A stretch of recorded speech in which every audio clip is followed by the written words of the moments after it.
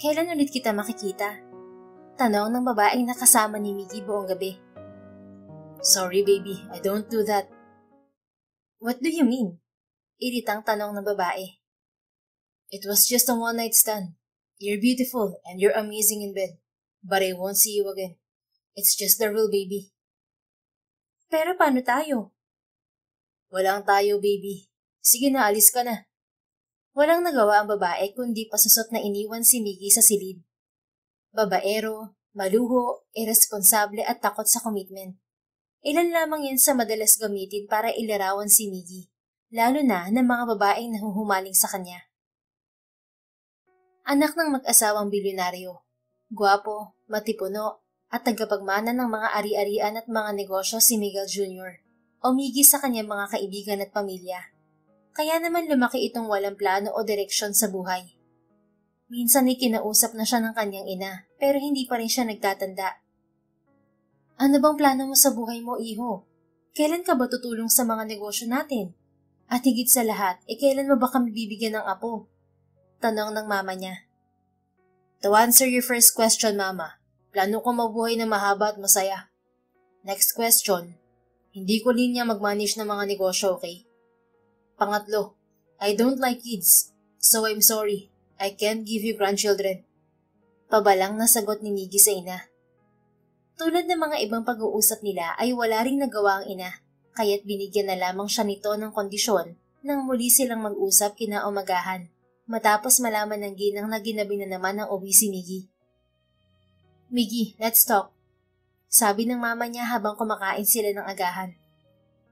Nag-uusap na po tayo, hindi ba? I want the property in Santa Ignacia and the landowners are giving me a hard time. Sabi ng mama niya. What that does have to do with me? Takang tanong ni Miggy. Since ayaw mong mag-manage ng ating mga negosyo, then I think you can use your playboy lifestyle to solve my problem, iho. What do you mean? The owners of the land I wanted have 2 daughters and a son. Ang panganay nila ay dalaga. Her name is Mara Alvarez. You can use your charm and lure the eldest daughter into selling their property to me. Whoa, mama. That sounds sick. Gusto mong gamitin ang sarili mong anak as a bait to get the property you want? Hindi makapaniwala si Miggy sa narinig. Well, you gotta help our family one way or another. Just a minute. Ano bang meron sa property na yun at willing kang gawin ng lahat? Well, maganda ang location niya. Plus the fact that it used to be ours. Pero nalugi ang iyong great-grandfather noon, kaya ibinenta yan sa kanila. They don't deserve that land. Ang daming magagandang opportunities para sa farm na yon. I can turn it into a hotel, like condominium, with complete amenities and shopping mall. Did they acquire the property illegally? Tanong muli ni Miggy. Well, not really, but I want it back. It was ours to begin with anyway. So pride lang. Ayaw mo lang patalo. I mean, come on ma. Ang dami mo ng properties at kaya mo namang bumili ng iba pang properties. Why don't you just leave them alone? Patutuloy ako madadamay dyan. Iritang sabi ni Miggy sa ina. I want that property. Period. Ako ang unang-unang makakapagpatayo ng condominium at mall na negosyo sa lugar na yon. Mas makikilala ako ng mga tao. Mas yayaman ako. Tayo. Ang daming arte ng may-ari niyan. Kesyo masisira raw ang kalikasan kapag tinayuan ng condominiums. Kesyo may mga maaapektuhang mga tao raw. Kesyo mawawala ang memories ng pamilya nila, etc., etc. How pathetic and melodramatic. Did they think I care? Whatever ma. Leave me out of it. Hindi ba't gusto mong tigilan kita sa pangungulit ko na tumulong ko sa mga negosyo natin? Then get that property and you'll get what you want. I'll leave you alone kapag nakuha mo ang property na yon. Deal? Hamon ng Donya. Marupok si Miggy at nais ng kalayaan, kaya agad din pumayag sa gusto ng ina. Fine, but promise you'll leave me alone kapag na-convince ko silang ibenta sa yung property na yon. Of course. So it's a deal. Nakangising sagot ng mama ni Miggy. Deal. Nang mga sumunod na araw ay isinagawa na nila ang plano na pumunta si Miggy sa Santa Ignacia para magpanggap at paibigin si Mara na panganay na anak ng may-ari ng property na gusto ng mama ni Miggy. At gaya ng plano ay eventually, mapapayag ni Miggy si Mara na ibenta sa kanyang ina ang farm. Gaya ng napagkasunduan, ang kapalit ng pagpayag ni Miggy sa gusto ng ina ay ang assurance na hindi na siya pipilitin ng ina na tumulong sa mga negosyo nila, na kahit kailan, hindi naging interest ni Miggy. Nagsuot lamang ng simpleng damit si Miggy, at sasakayan ng tricycle patungo kina Mara siya ibinaba ng kanilang driver. Hanggang sa marating niya ang farm na tinutukoy ng kanyang ina. Pumasok na siya sa malaking arko ng farm. Sabi naman ng driver ng tricycle ay pwede raw pumasok doon sa farm. May ilang metro din ang nilakad niya bago may nasilayan na isang babae. Agad siyang lumapit dito. Maganda ang babae, ngunit simple ang pananamit. Palagay ni Miggy ay ito na ang sinasabi ng mama niya na panganay na anak ng may-ari ng farm. Magandang araw po. Magalang na bati ni Miggy sa babae. Abalang nagsasalansan ng mga kahoy ang babae, kaya't bumati din ito. Pero hindi man lang sumulyap kay Miggy. Magandang araw din. Miss, baka kailangan niyo ng trabahador dito sa farm. Pagbabaka sakali ni Miggy. Hindi namin kailangan ng trabahador. Matipid na sagot ng babae habang nagsasalansan pa rin ng mga kahoy. Ang laki nitong farm niyo, marami na siguro kayong tauhan. Wala kaming tauhan. Ako lang at ang mga kapatid ko nagtatrabaho rito. Kapag may kailangan kami, umuupa kami ng arawan ng mga tao na kakilala namin. Paliwanag nito. Naku, sa laki ng farm na to, buti kinakaya nyo na kayo lang. Wala kaming pampasweldo at hindi rin naman malakas ang kita ng farm na to. Kaya pinipilit na lamang namin na kayanin na kami-kami lang. Maya-maya pa ay dumating ang isang ginang na sa palagay ni Miggy ang tinutukoy ng mama niya na ina ng dalaga na kailangan niyang paibigin. Magandang araw ho. Magalang na bati ni Miggy dito. Magandang araw naman. Anong sadya mo dito, iho? Tanong nito. Nakasuot ito ng isang luma pero maayos pa namang duster. Naghahanap po ako ng mapapasukan eh. Naku, iho, wala kaming pampasweldo kaya't ang mga anak ko lamang ang gumagawa dito sa farm. Ganoon po ba? Ayos lang ho. Kahit ho sana pagkain at matutuluyan lamang ang kapalit ng pagtatrabaho ko ay okay na ho sa akin. Giit ni Miggy. Bakit? Taga saan ka ba? Bakit ka nandito sa probinsya namin? Tanong ng matandang babae. Hinahanap ko ho ang aking ama. Hindi ko na ho siya nakagisnan at may nagsabi sa akin na taga dito siya sa Santa Ignacia. Pero hindi ko naman ho siya makita. Kailangan ko lang sana ng matitirahan at makakain habang nandito ako. Paliwanag ni Miggy. Naku, kawawa ka namang bata ka. Ano bang pangalan ng ama mo? Rodrigo Reyes daw ho eh. Taga-Silangan sa Santa Ignacia daw po. Aba, dito na ako pinanganak at tumanda pero wala pa akong nakikilalang Rodrigo Reyes. Baka may gamit na alias yan o baka naman nasa ibang parte ng probinsyang to. Wala nga akong nakakakilala sa kanya dito. Pero desidido ho akong mahanap siya. Ayun lang, wala rin ho akong masyadong pera para mangupahan dito. Kaya baka pwede akong magtrabaho sa inyo kapalit ng matutulugan at makakain. Malaking tulong na ho yun sa paghahanap ko sa tatay ko. Sabi pa ni Miggy sa nakakaawang tono at itsura ng muka. Sa pagkakataong yun ay sumabat na ang dalagang kausap ni Miggy kanina at bahagya na itong iritable. Hindi nga pwede, wala kaming ipapasweldo at kaya na rin naman namin ng mga trabaho dito. Hindi ko kailangan ng katulong dito, okay? Masungit na sabi ng dalaga kay Miggy. Malumanay na kinalma ng ginang ang dalaga. Kalma lang anak, mas magandang makatulong tayo sa kapwa natin. Ma, pagkain at panggamit nga po sa inyo ginagapang pa natin. Magdadagdag pa ba tayo ng papakainin natin? Inis na tanong ng babae sa ina. Nagpipigil din ng inis si Miggy, but he had to stay in character. Hindi naman ho ako magiging pabigat eh. Tutulong ho ako. Makakadagdag din naman ako sa kita niyo kung tutulong ako. At hindi rin ho ako mapili sa pagkain. Kahit yung mga tanim na gulay dito, okay na sa akin yun. Ang mahalaga lang talaga sa akin ay may masisilungan at kaunting panlaman sa sikmura. Ayoko nga eh. Huwag kang makulit. And besides, we don't know you. Malay ba namin kung saang lupalop ka nang galing? Baka mamaya rapist ka pa, serial killer, o kaya magnanakaw. Sorry pero hindi pwede. Umalis ka na. Prangkang sabi ng dalaga. Anak naman, huwag kang ganyan sa kapwa. Tao naman siyang nakikiusap eh. Awat ng ginang sa dalaga. 2 linggo. Kahit 2 linggo lang. Sapat na siguro yun para mahanap ko ang aking ama. Pangako, hindi ako magiging pabigat sa inyo. Pagpupumilit pa rin ni Miggy. Hindi siya pwedeng pumalpak. Kapag hindi siya nakapasok sa farm, ang second option niya ay mangungupahan siya sa malapit sa farm. Pero alam ni Miggy na mas mahirap paibigin ng babaeng kaharap kapag hindi siya sa farm maninirahan. Sige na anak, kung tayo nasa katayuan niya, hindi ba't gusto rin nating may tumulong sa atin? Napabuntong hininga ang dalaga. Dinukot sa bulsa ang lumang cellphone. Lumapit ito kay Miggy at kinuhaan ng litrato ang binata. Oh, para sa naman yan? Bakit mo ako kinuhaan ng picture? Ganun na ba ako kagwapo? Tanong ni Miggy. Isisend ko tong litrato mo sa barangay captain namin. At kung may gawin kang kalokohan, wala kang ligtas dahil may picture ka sa kanila. Matabil na paliwanag ni Mara. Grabe ka naman. Hindi naman ako masamang tao. Again, hindi kita kilala. At hindi masamang mag-ingat. Pinoprotektahan ko lang ang pamilya ko at ang farm namin. Pagkatapos pagsabihan si Miggy ay bumaling naman ang dalaga sa ina nito. Fine ma, 2 weeks. Eksaktong 2 linggo lang ay bibigay ko sa kanya. Maraming salamat. Natuwa si Miggy dahil desidido siyang magawa ang misyon sa kanyang mama para tigilan na ang pangungulit sa kanya. Bago ka magsaya, anong pangalan mo, dayuhan?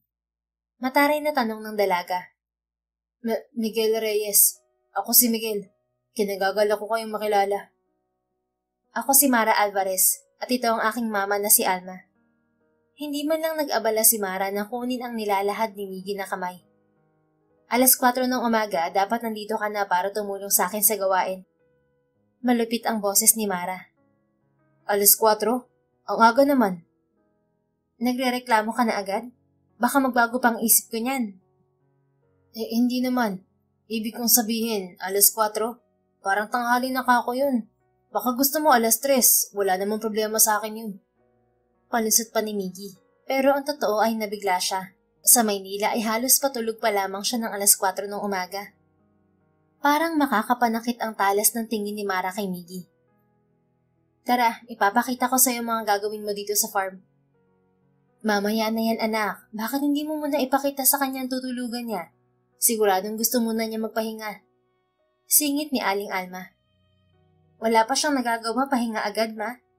Sarkastikong tanong ni Mara. Sos, ikaw naman. Bukas na kayo magsimula sa gawain. Sige na anak, samahan mo na siya. Pagkatapos ay binalingan nito si Miggy. Wala ka bang dalang mga damit, iho? Wala po akong dalang mga damit. Nawala po. Ang iba naman ay nanakaw sa bayan habang natutulog ako sa ilalim ng punong akasya. Ganun ba? Kawawa ka naman pala. Mara, halika na sa bahay at ilabas mo mga lumang damit ng ama mo. Ipahiram mo muna kay Miguel. Napasimangot naman si Mara. Seriously ma? Mga damit ni Papa? Yun na nga lang ang mga alaala ko kay Papa, ipapamigay mo pa. Kahit man lang mga pambahay. Sige na iha, ibabalik naman niya eh. Walang nagawa si Mara, kundi magmarcha patungo sa loob ng bahay at umakyat sa kwarto ng ina para kumuha ng ilang pirasong damit pambahay ng namayapang ama. Sumunod naman sa dalaga si Aling Alma at Miggy. Pinaupo ng ginang ang binata sa may sala. Nasaan ang asawa niyo, Nay Alma? Curious na tanong ni Miggy. Wala na siya, iho. Namatay siya ilang taon na rin ang nakakaraan. Naaksidente siya. Nako, condolence ho. Sorry po't naitanong ko pa. Salamat, iho. Kayo po, bakit po kayo may tungkod? May sugat kasi ako sa paa. May diabetes kasi ako. Sorry po kung matanong ako. Okay lang yun, iho. Feel at home dito sa farm namin. Huwag mo masyadong intindihin ng pagsusungit ng anak ko, ha? Pagod lang yan. Siya kasi ang pagod na pagod dito sa farm. Okay lang po, wala pong problema sa akin kahit sungitan niya ako. Ito hong farm nyo, matagal na ho ba to sa inyo? Tanong muli ni Miggy. Sinasagawa na ang pagkalap ng impormasyon sa pamilya para mas makilala niya ang mga ito ng husto. Oo, matagal na ito. Bata pa ako, dito na rin ako naglalaro noon. Sa lolo ko to eh. Ang kwento dito, sa matalik na kaibigan to ng lolo ko. Nalulung daw sa sugal ang kaibigan niya kaya't ibinenta ito sa lolo ko. Di kalaunan ay nagkasakit ang kaibigan niya na yun. Wala na raw matitirahan kaya't dito rin niya pinatira ang kaibigan niya na yun. Ang lolo ko pa nga daw ang bumibili ng gamot ng kaibigan niya. Kaso yun, tinalo rin ang sakit niya. Lolo ko rin ang nagpalibing doon kasi tinakwil ng pamilya ang kaibigan ng malubog sa sugal. Nagulat si Miggy sa ikinuwento sa kanya ni Aling Alma. Parang hindi yun nabanggit ng kanyang ina. Bahagya siyang nagduda sa kanyang misyon. Mukhang mabait ang ginang at matapos marinig ang kwento, ay naisip ni Miggy na parang hindi deserve ni Namara na agawan ng lupain. Gayong naging mabuti pala ang lolo ng mga ito sa lolo niya. Ganun po ba? Nakakalungkot naman pong sinapit pala nung unang may-ari ng farm niyo. Pasensya na ho, ang dami kong tanong. Okay lang yon. O paano? Ako'y magpapahinga na muna. Marami kasi ako nararamdaman dala ng komplikasyon ng diabetes. Kaya mas gusto kong palaging nakahiga sa kwarto. May tabo at timba dyan sa labas sa may poso ha. Pawis na pawis ka kanina pa. Kung gusto mong maligo at maglinis, sige lang. May sabon at shampoo roon. Sige na at nang makapagbihis ka na pagbalik ni Mara. Salamat po. At dali-daling lumabas ng bahay si Miggy at naghubad ng t-shirt at pantalon pagkatalikod ng matanda. Init na siya at naisip niyang magandang ideya ang sinabi ng matanda. Kahit paano ay maiibsan ng init at pangangati niya. Madaling araw pa kasi niya suot ang damit niya at nanlalagkit na siya sa matinding init ng araw. Sanay siya na 2 beses sa isang araw maligo at palaging nasa aircon. Kaya malaking pagsubok ang pagtira niya sa farm ni Namara. Pero bilib din siya sa pagiging maalalahanin ni Aling Alma. May kung anong pumukaw sa damdamin niya pagkat hindi naman siya nakakaramdam ng ganun sa sarili niyang ina. Walang damit pang itaas at naka-boxer short lamang si Miggy habang nagbubuhos ng tubig nang bumalik si Mara. Natulala ang dalaga dahil talaga namang napakaganda ng katawan ni Miggy. Halos araw-araw itong nag-gym, kumakain ng mga mamahalin at masusustansyang pagkain, at alaga din ng balat sa mga mamahaling sabon at derma clinic sa Maynila. Napalunok si Mara sa nakikita. Ang totoo, hindi pa siya nagkakaroon ng nobyo at hindi siya sanay makakita ng lalaking walang suot na t-shirt. Oh, bakit parang natulala ka? Ngayon ka lang ba nakakita ng mga pandesal? Mapang-asar na sabi ni Miggy nang makitang nakatitig sa abs nito si Mara. Filingero ka, bastos! Sabay bato ni Mara ng mga dala niyang damit ng yumaong ama. Dala ng pagkapahiya ay dali-dali siyang pumasok ng bahay. Bahagya siyang nanlamig. Napahiya siya dahil nakita ng binata na nakatitig siya sa abs nito. Naiinis siya sa sarili niya dahil alam niyang may parte sa kanya na kinilig siya sa lalaking estranghero. Napapahiya nang lumabas ng bahay si Mara, kaya't inutusan na lang niya ang mga nakababatang kapatid na si Junior at Jinky na ituro kay Miguel ang kubo na tutuluyan ng lalaki. Ikaw ba ang bagong makakasama namin trabahador dito sa farm? Tanong ni Junior kay Miggy. Oo, ako nga. Sino ka? Ako si Junior at siya naman si Jinky. Kapatid kami ni Ate Mara. Sabi ni ate, ituro daw namin sa iyo ang tutulungan mo. Salamat. Nasaan ang ate mo? Bakit ayaw nang lumabas ng bahay? Naiirita daw po sa mukha mo si ate. Kaya kami na lang daw po magturo sa iyo ng tutulungan mo. Isinama ni na Junior si Miggy papunta sa isang maliit na kubo sa farm na hindi naman kalayuan sa bahay ni Namara. Maayos naman ang kubo. Malinis. May higaan at may maliit na lutuan at may palikuran din. Magtatrabaho ka po ba talaga sa farm, kuya? Tanong ni Jinky. Oo. Pero sandali lang kasi hinahanap ko lang ang tatay ko dito. Nakiusap lang ako sa mama at ate niyo na tumuli ako sa inyo pansamantala. May tatay ka pa po? Oo. Kaso hindi ko pa siya nakikita at nakikilala eh. Ako po, kilala ko ang tatay ko pero wala na siya eh. Na-aksidente kasi siya. I'm sorry to hear that. Hindi napigilan ni Miggy na mag-Ingles, pero napansin niya na hindi naman pinansin ng mga bata ang sinabi niya. Sige po, aalis na kami. Kayo na po ang bahala dyan. Basta sabi po ni ate, magkita daw po kayo bukas sa may kwadra ng mga kabayo. 4:00 daw po ng umagang-umaga. Pagkasabi ng biling ni Jinky noon, ay umalis na rin ang magkapatid. Sa pagod ay humiga muna saglit si Miggy sa papag. Pero agad din siyang bumangon dahil hindi siya komportable sa matigas na higaan. God, why is this happening to me? I can't believe I will live in this kind of house. Frustrated na inilibot ni Miggy ang paningin sa kabuuan ng kubo. Parang feeling niya ay may kung anong ahas o daga ang maaaring umatake sa kanya sa kubo na yon. Mama, how could you do this to me? Inis pa niyang sambit. Dahil hindi pa komportable sa matigas na higaan, isinalansan na lamang ni Miggy ang mga damit na galing kay Mara sa isang maliit na cabinet na naroon sa gilid ng papag. Pagkatapos ay hindi na niya napigilan ng sarili na makatulog sa matigas na papag. Naalimpungatan lamang siya nang marinig niya ang boses ni Aling Alma. Agad niyang pinagbuksan ng pinto ang ginang. Iho? Ay, bakit po, Nay Alma? Pasensya na po at napaidlip ako. Kanina pa po ba kayo dito sa labas? Hindi, kadarating ko lang. Nagluto kasi ako ng hapunan. Baka gusto mo kaming saluhan sa bahay. Naku, wag na po. Hindi pa naman po ako gutom eh. Gusto ko na lang pong matulog ulit. Medyo pagod kasi ako at ilang araw ding walang maayos na tulog. Pero salamat po ah. Baka mapagod pa po kayo sa pagluluto. May sakit pa naman kayo. Nako, hindi naman. Simpleng ulam lang naman ang niluto ko kanina. Hindi naman yun nakakapagod.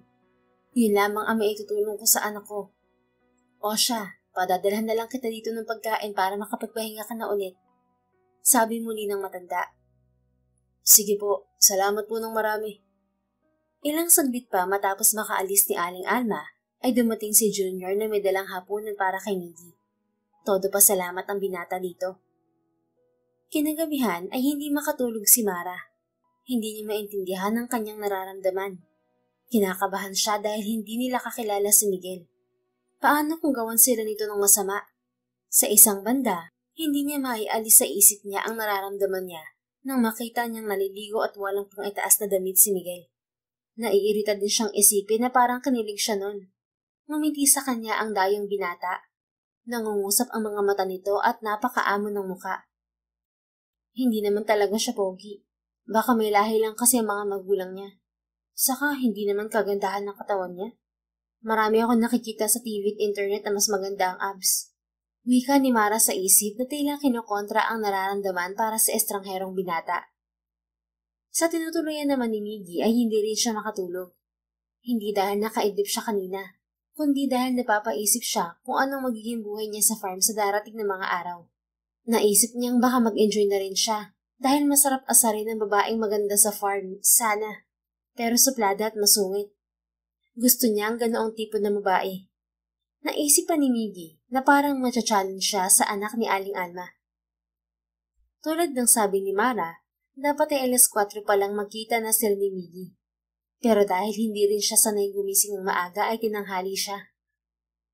Magandang umaga po sa inyo, senyorito. May bahid ng pangunguti ang bati ni Mara nang dumating si Miggy sa may kwadra ng kabayo.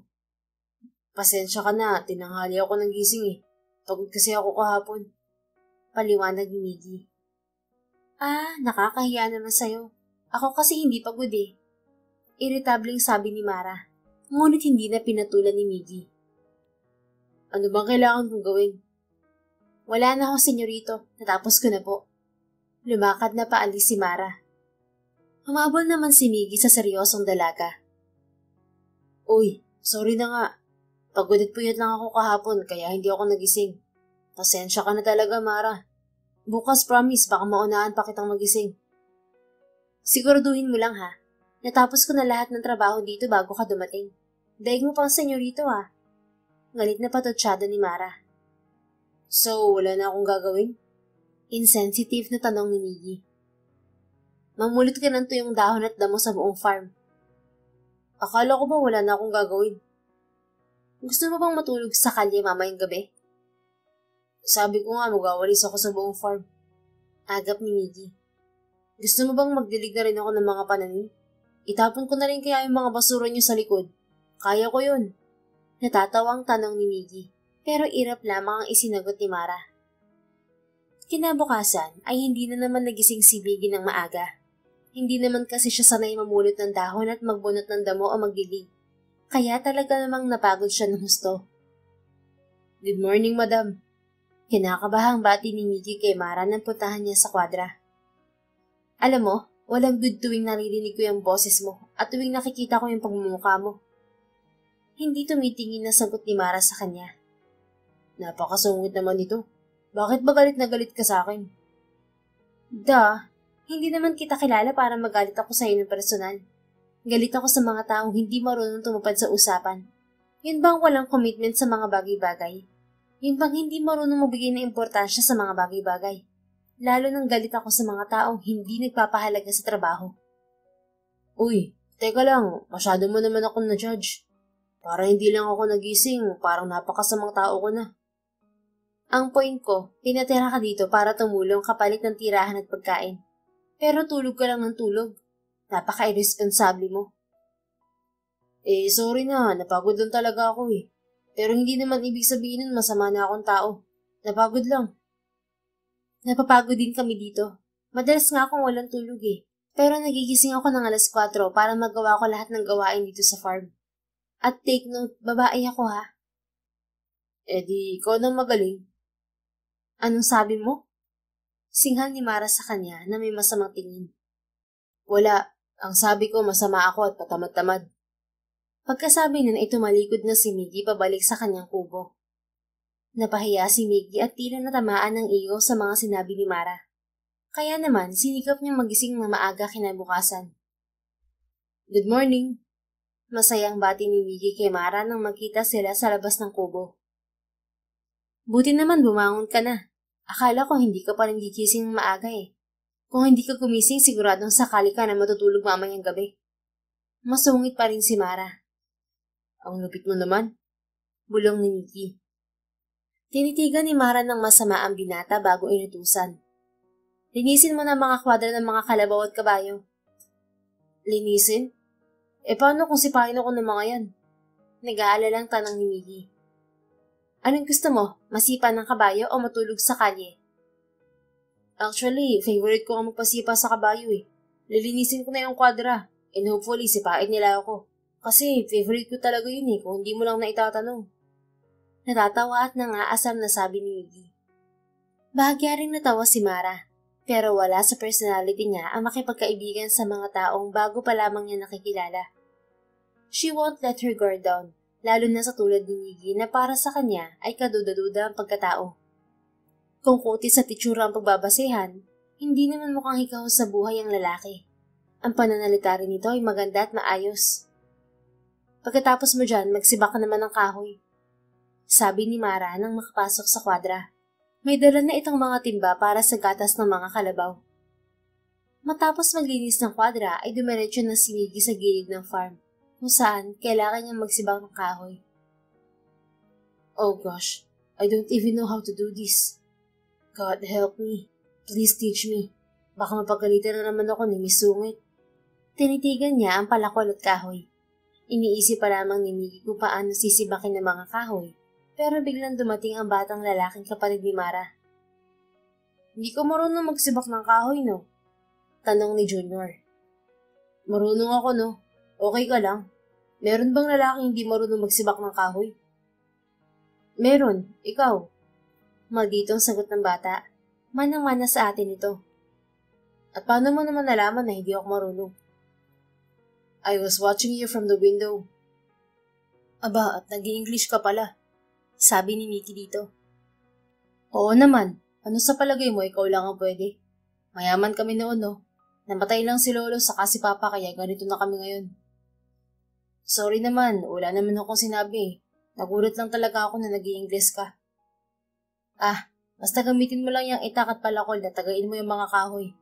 Kung nahihirapan kang putulin yung mga kahoy gamit ang itak, may lagari dyan. Pagkatapos mong putul-putulin, saka mo sibakin ng palakol para hati-hatiin ng maliliit ang mga kahoy na yan. Instruct ni Junior. Madali namang nakuha ni Miggy ang mga sinabi ng binatilyo. Tinapos niya ang pagsisibak ng kahoy. Bagamat hindi sanay sa ganoong gawain, ay pinilit pa rin niyang matapos. Nang gabing yun ay tumawag ang mama ni Miggy habang nagpapahinga siya. Kamusta ka dyan, iho? Tanong ng mama niya sa kabilang linya. I'm good, mama. Any update sa ating misyon? Napairap si Miggy dahil hindi nakikita ang ina. Seriously, ma? I've been here for 3 days. Do you expect na makukumbinsi ko agad sila? 3 days is a lot. Hindi ba yan ang forte mo? Ang magpasunod ng mga babae? Dati pinipigilan kita, pero sige ka ng sige. Ngayon na kailangan natin para sa ating negosyo ang forte mo na yan. Saka naman hindi mo magawa. Pangungulit ng mama ni Miggy. Mama, stop it. I've only been here for 3 days. Hindi ko pa nga nakakausap ng maayos si Mara eh. In my first 2 days here, I was tired. I was sleepy. So technically, puro trabaho pa lang ang pinag-uusapan namin. You have to give me enough time. Come on. Hindi rin basta-basta babae si Mara. Hindi siya kaya ng mga babae sa Maynila. Fine. Basta siguraduhin mong malinis ang trabaho mo, iho. Whatever, ma. I'll see you soon. Ini-off na ni Miggy ang cellphone. Nakaramdam siya ng pagka-guilty dahil napakabuti ni Aling Alma sa kanya. Parang hindi niya ito kayang saktan. Si Mara ay kinikilatis pa lang niya. Basta't ang alam niya, hindi basta-bastang babae lang ito. Mapagmahal ito sa pamilya at nagsisika para sa ina at kapatid. Humahanga nga siya sa abilidad nito sa pagpapatakbo ng farm. Maging gawaing lalaki ay ginagawa rin ito. Kahanga-hanga yun para kay Miggy. Kinabukasan ay maaga ulit nagising si Miggy. Pagdating niya sa kwadra ay nagkagatas na ng mga baka si Mara. Alam mo, matagal ko nang gustong matry yan. Sabi ni Miggy na ikinalingon ni Mara. Alam mo, ang bastos mo. Hangil ni Mara at inirapan siya. Ha? Gusto ko lang maggatas ng baka, bastos na agad? Gulat na tanong ni Miggy. Alam kong ibig mong sabihin lalaki. Ay, wow. Na-judge mo na naman ako agad. Gusto ko lang maggatas ng baka, masama na naman ang isip mo sa akin. Anong course mo ng college, madam? Siguro dapat mag-judge ka, no? Kesa maging hasyendera ka. Pangaasar ni Miggy sa dalaga. Well, yeah. Actually, gusto ko nga maging judge. Kaso hindi ko natuloy yung pag-aaral ko dahil namatay agad ang papa ko. Happy now? Mangiyak-ngiyak na tanong ni Mara na hindi inaasahan ni Miggy. Nakatitig lamang ang binata dito. Hinihintay niya yung punchline na tatamaan na naman ang ego ni Miggy. Akala niya kasi ay nagbibiro lang si Mara. Makailang minuto ay umalis na si Mara na inis kay Miggy. Matapos maglinis ni Miggy ay pinano na niyang magpahinga. Pero bago siya umalis ng kwadra ay nakita niya ang nanay ni Mara na may dalang pagkain. Hello po, Nay Alma. Nakangiting bati ni Miggy sa ginang. Masaya siyang makakita ng mabait sa farm na yon. Masyado kasing masungit si Mara at adelentado naman ang kapatid nitong lalaki. Yung Jinky naman ay hindi gaano nakikipag-usap sa kanya. Kumain ka muna, Miguel. Ay, salamat po, Nay Alma. Kanina pa nga po ako nagugutom eh. Ay nako, pasensya na't nahuli ang pagdala ko ng agahan mo. Nahuli kasi ako ng gising. Siya, sige, kumain ka lang dyan. Para sa'yo talaga yan. Salamat po ah. Ang bait niyo po talaga. Anak niyo po ba talaga si Mara? Parang magkaiba po kasi kayo ng ugali. Biro ni Miggy. Natawa ang ginang. Nako, ganoon lang talaga si Mara. Pagpasensyahan mo na ha. Masungit lang talaga yun. Breadwinner kasi. Siya nag-aasikaso sa amin ng mga kapatid niya. Siya din ang namamahal at kumikilos dito sa farm. Kaya hindi mo rin masisisi na laging mainit ang ulo. Madalas pagod at puyat eh. Mahilig po ba talaga siya sa farm? Ano hong course niya nung college? Naintriga si Miggy kaya't itinanong niya si Aling Alma. Mag-aaral sana siya ng law. Tapos pangarap niya maging judge. Kaya lang, hindi siya nakapagtapos ng pag-aaral dahil namatay ang papa niya. Kwento ng matanda. Nahiya bigla si Miggy dahil totoo pala ang sinabi ni Mara kanina. Kaya naman pala ganun ang reaksyon ni Mara kanina. Medyo na-guilty si Miggy sa parting yun. Bakit po hindi na siya nagbalik sa pag-aaral? Pwede naman po kahit wala ang mister niyo. May pagkakataon naman sanang magpatuloy ng pag-aaral si Mara. Pero mas pinili niyang ipagamot ako at gamitin ang oras niya para kahit papaano ay kumita siya dito sa farm kaysa mag-aral siya. Kung mag-aaral kasi siya ay mapapabayaan ng farm at lalo kaming walang kakainin mag-iina. Dito kasi lahat ng gagaling ang kinakain namin at pambayad sa mga bills namin. Ang bait ho pala ng anak niyo. Mukha po kasing masungit eh. Saka ang suplado po niya. Kung di mo na itatanong, dati nakakaluwag naman kami sa buhay. Magandang eskwelahan na pinapasukan ng mga anak ko. Kaso, ayun nga, na-aksidente ang asawa ko. Hit and run. Malaki ang nagastos namin sa ospital bago siya pumanaw. Nagkautang-utang kami at naibenta rin ang ibang mga alaga naming hayop at mga sasakyan. Nabanggit nga po ni Junior na nakakaluwag nga raw po kayo noon. Ito hong farm nyo. Bakit hindi nyo na lang ho ibenta? Malaki ho ito. Siguradong mabibenta ito sa magandang presyo. Makakabalik na si Mara sa pag-aaral at makakapagnegosyo pa kayo. Tanong ni Miggy na may kasamang pangungumbinsi dahil yun naman talaga ang target niya sa mag-iina. Naisuggest ko na din yan noon kay Mara. As much as possible, kahit ako, I want to keep this farm. Alaala kasi ito ng asawa ko at ng angkan namin. Pero ayaw ni Mara na ibenta eh. Bakit daw ayaw niyang ibenta? Marami kasing magandang alaalang naiwan ng papa nila dito. At dito sila lumaki magkakapatid ni Mara. Kaya kahit hirap na siya, ayaw niyang ibenta. Isa pa, yung mga tanim sa likuran. Yun namimigay niya yun sa mga tao dito sa bayan namin. Yun bang mga walang kakayahang makabili ng pagkain? Pinapamahagi niya sa kanila ang mga bunga niyan. Kahit hindi na kami mayaman, nakagawian na talaga niya mamigay ng gulay at prutas sa kapwa. Kwento ng matanda na ikinagulat naman ni Miggy. Akala niya ay suplada lang at masungit ito. Mabuti din pala ang puso, hindi lamang sa pamilya, maging sa ibang tao. Unti-unti tuloy nawawala ang inis ni Miggy sa dalaga. May ganun pala ano po? Hirap na sa buhay pero tumutulong pa rin sa ibang tao. Oo naman. Ganyan kasi namin sila pinalaki ng papa nila. Na kung meron din lang sila, piliin nila na tumulong sa kapwa. Kasi ang biyaya, hindi yan ay binibigay ng Diyos sa tao para sarilin lang natin. Ibinibigay yan sa atin para ipamahagi mo din sa iba. Napangiti na lamang si Miggy. Buong buhay niya ay lumaki siya sa ginhawa. Lahat ng ginusto niya ay nakukuha niya simula pagkabata. Pero kahit minsan ay hindi siya nakapag-share ng blessing sa iba. Maging ang magulang niya at ninuno ay hindi niya kailanman nakitaan na nag-share ng biyaya sa iba. Ngunit iba ang pamilya ni Mara. Isang hapon, matapos ang kanilang gawain sa farm, ay inabutan ni Mara ng merienda si Miggy. Pansit yon na may kasama pang tinapay. Ang sarap naman nito. Grabe, ang sarap talaga magluto ng mama mo, no? Swerte nyo naman. Bakit? Hindi ka ba pinagluluto ng nanay mo? Hindi eh. Bakit naman? Lumaki kasi ako na busy siya noon. At saka hindi ko rin naman siya masyadong nakakausap. Nakikita mo pa ba siya? Kung oo, kausapin mo lagi siya. Hindi mo alam kung hanggang kailan sila nandyan. Katulad ni Mama, may sakit siya. Madalas ko naman siyang kausap. Madalas ko naman siyang kasama. Pero marami kasi akong ginagawa kaya minsan bitin talaga ang oras namin para magkwentuhan na magbonding. Dalas-dalasan mo rin kasi yung pahinga mo, Mara. Nakangiting wika ni Miggy sa dalaga. As if pwede. Meron bang taong ayaw magpahinga?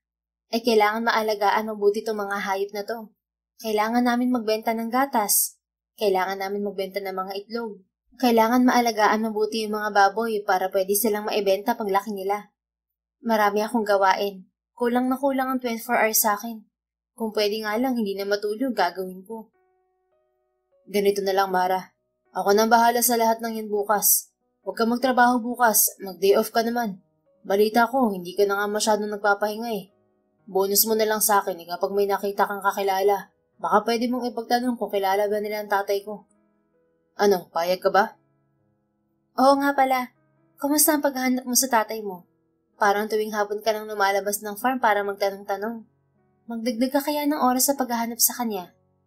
Suwestyon ni Mara. Oo, sige. Magdadagdag ako ng oras. Pero teka, ano nga? Ako nang bahala dito Ilabas mo ang pamilya mo bukas. Pag-uulit ni Miggy. At talagang inilayo niya rin ang usapan sa paghahanap sa kanyang ama. Hindi naman talaga siya naghahanap tuwing hapon. Tumatambay lang siya sa kung saan hanggang sa sumapit ang gabi para makabalik na siya sa farm. Sus, baka hindi ka na naman magising bukas. Kantsaw ni Mara. Uy, hindi Ilang araw na nga ako nagigising na maaga, di ba? Wala ka pa rin bang tiwala sa akin? Bukas ayaw kitang makita dito. Matulog ka ng mahaba, tapos umalis kayo ng pamilya mo. Mamasyal kayo, kumain kayo sa labas. Bahala ka na, basta spend time with your family. Ako nang bahala dito sa mga alaga mo. Giit ni Miggy. Sa unang pagkakataon ay nakita ni Miggy nang umiti si Mara. Sure ka dyan ha? Baka naman pagbalik namin wala ka na rito. Sinama mo na mga alaga namin. Grabe ka na talaga sa akin. Hindi mangyayari yun, Mara. Saan ko naman isasakay ang mga alaga mo? Wala naman akong sasakyan. Saka may mga kapitbahay naman kayo sa labasan. Makikita nila kung itatakas ko ang mga baka mo. Pwede mo ring pupuntahin dito ang mga tambay sa labasan para bantayan ako habang nasa bayan kayo. Good idea nga yan. Pero sigurado ka ba talaga? Oo nga. Maikling sagot ni Miggy na hindi pa rin makamove on sa pagngiti ni Mara. Pag tinanghali ka ng gising at napabayaan mo itong mga hayop ko, ipapakain kita sa kalabaw. Kumakain ba ng tao mga kalabaw? Nagtatakang tanong ni Miggy. Hindi, ngayon pa lang. Natatawang banta ni Mara. Nagkatawanan sila. May kung anong humaplo sa puso ni Miggy nang makitang humahalakhak si Mara. Maganda pala siya. May dimple sa magkabilang pisngi na nakikita lamang kapag nakangiti o tumatawa siya. Nangungusap ang mga mata niya. Talaga namang maganda siya, basta hindi galit. Wika sa isip ni Miggy habang pasimpleng pinagmamasdan ng dalaga. Naisip niyang sana madalas niyang mapatawa si Mara. Alam mo, ang ganda mo kapag nakangiti ka. Naibulalas ni Miggy. Namula si Mara. Kinilig siya pero ayaw niyang ipahalata kay Miggy. Ikaw mukha kang kalabaw kapag nakangiti. Diyan ka na nga. At lumakad na palayo si Mara habang nakatawa at iiling-iling lamang si Miggy. Kinabukasan ay maagang nagising si Miggy. Sinimulan na nito ang mga gawain sa farm. At si Mara naman ay natulog ng mahaba. Karaniwan ay 4 o 5 oras lamang ang tulog niya. Pero dahil nga sagot ni Miggy ang araw na iyon, ay natulog siya hanggang tanghali. Nang hapon ay umalis na si Mara kasama ang ina niya at mga kapatid. Nagpunta sila sa bayan. Namasyal sila at kumain. Hindi naman bongga, pero at least nakalabas sila at nagkasama-sama silang pamilya na walang inaalala sa farm. Gabi na nang makabalik sila. Kamusta naman ang lakad niyo? Enjoy ba? Nakangiting tanong ni Miggy sa pamilya ni Mara. Naiwan si Mara sa labas ng bahay. Ang kanyang ina at kapatid ay pumasok na sa loob ng bahay. Okay naman, nag-enjoy ang mga bata. Mukhang nag-enjoy din naman si Mama. Pumunta kami sa bayan tapos kumain kami. Dumaan din kami sa perya. Sumakay ang mga bata sa Ferris wheel at roller coaster. Sigurado ako magyayaya silang bumalik doon. Mukhang masaya nga yun, sabi ni Miggy. Masaya talaga. Ang totoo, hindi ko na maalala kung kailan kami huling umalis at nag-enjoy ng ganon. Masaya ako na masaya ka. Seryosong sabi ni Miggy. Pero imiwas si Mara at iniba ang tema ng usapan. Sama ka sa amin next time. Aya ni Mara sa binata. Talaga ba? Nagulat si Miggy na niyaya ito ni Mara. Na-excite itong makasama ang dalaga. Siyempre hindi. Joke lang yun oh. Naniwala ka naman agad. Oh, itong hamburger binili namin sa peryahan para sa'yo. Pangaasal ni Mara sabay abot ng mumurahing hamburger. Pagkabigay ng hamburger ay tumalikod na si Mara. Nakangiti habang nakatingin lamang si Miggy sa dalaga. Salamat nga pala, Miguel. Good job ka today. Hindi mo itinakas sa mga baka namin. Sabi ni Mara habang papalayo kay Miggy. Kinilig si Miggy. Ngayon lang din siya nakakita ng babae na hindi nagkakandarapang maging girlfriend niya o mapalapit man lang sa kanya. Sa Maynila ay siya pang umiiwas sa mga nagiging babae niya at minsan pa nga ay kailangan niyang pagtaguan ng mga yon. Araw-araw nang maaga gumigising si Miggy para tulungan si Mara at naging malapit na nga ang dalawa. Marami silang napagkukwentuhan at mas lalo niyang nakikilala ang dalaga. Masungit na pala ito sa una pero mabait naman pala. Hindi lang sarili ni Mara ang iniisip. Ang totoo, halos hindi na nga nitong iniisip ang sarili nito. Inuuna ni Mara ang mga mahal sa buhay, pati na rin ang ibang taong nangangailangan kahit hindi naman ito kamag-anak. Isang araw na naglilinis ng kwadra si Miggy, ay naisipan niyang sakyan ng isang kabayo. Hindi siya sanay sumakay sa kabayo kaya't nawalan siya ng panimbang at nahulog. Tumawag ka na manghihilot, anak. Nag-aalalang sabi ni Aling Alma habang nakaupo sa sahig si Miggy at hawak-hawak ang kanyang paa. Tinulungan ni Mara na bumalik sa kubo si Miggy at doon na rin nila pinapunta ang manghihilot. Ayos na yan, pero wag mo munang ilalakad ng 1 linggo. Masama ang bagsak mo eh. Wag mo munang gagawa ng mabibigat na trabaho kasi mamamaga uli yan. Bili ng matandang manghihilot kay Miggy. Nang makaalis ay humingi ng pasensya si Miggy kay Mara. Pasensya ka na, Mara, ha? Hindi ko naman sinasadya eh. Huwag kang mag-alala. Pag nailalakad ko na itong paa ko bukas ay aalis na ako. Nahihiya ang sabi ni Miggy. Oh, sabi ng manghihilot wag mo daw ilalakad yan ng isang linggo, di ba? Tapos wag ka daw muna gagawa ng mabibigat na trabaho ng isa pang linggo. Isan ka pupunta bukas? Tanong ni Mara. Di ba, nakikitira at nakikikain ako dito kapalit ng pagtulong ko sa farm? Halos 2 linggo din akong hindi makakatulong. Ayoko namang maging pabigat sa inyo. Napahaba na ang pagtigil ko dito eh. 2 linggo lang ang una nating usapan, di ba? Nakakahiya sa inyo ng mama mo. Wala yon. Magpagaling ka na lang para makabalik ka na agad sa gawain sa farm. At saka wag mong isiping pabigat ka. Hindi ka na rin naman iba sa amin eh. Sa maiksing panahon ay napatunayan mo naman na karapat-dapat kang pagkatiwalaan at tulungan. Seryoso ka, Mara? Oo naman. Kahit na hindi namin mag-gets kung paano ka napunta dito o kung saan ka ba talaga nanggaling, napalapit ka na rin sa amin, lalo na kay Mama. Ilang beses na kaya kitang gustong paalisin dito dati. Siya lang talaga ang pumipigil sa akin. Kawawa ka raw kasi. Salamat naman kung ganun. Huwag kang mag-alala. Pag gumaling tong pa ako, masisibagan ko pa para makabawi naman ako sa inyo. No worries. Sige na at babalik na ako sa bahay. I-text mo na lang ako kapag may kailangan ka para hindi mo na kailangan maglakad. Babalikan kita mamaya. Si Mama sigurado namang sisilipin ka nun lagi dito. Salamat talaga, Mara, ha. Napakabuti mo. Ngumiti lang naman si Mara sa binata. Nang gumaling ang paa ni Miggy, ay naisipan niya yayain si Mara na lumabas. Saan ba yung sinasabi niyong perya? Parang gusto ko rin makarating dun, ha. Tanong ni Miggy sa dalaga. Dun yun sa bayan, malayo ng konti. Bakit mo natanong? Samahan mo naman ako bukas ng hapon. Ay nako, pagod na ako sa oras na yon. Ayokong umalis. Pagsisungit ni Mara.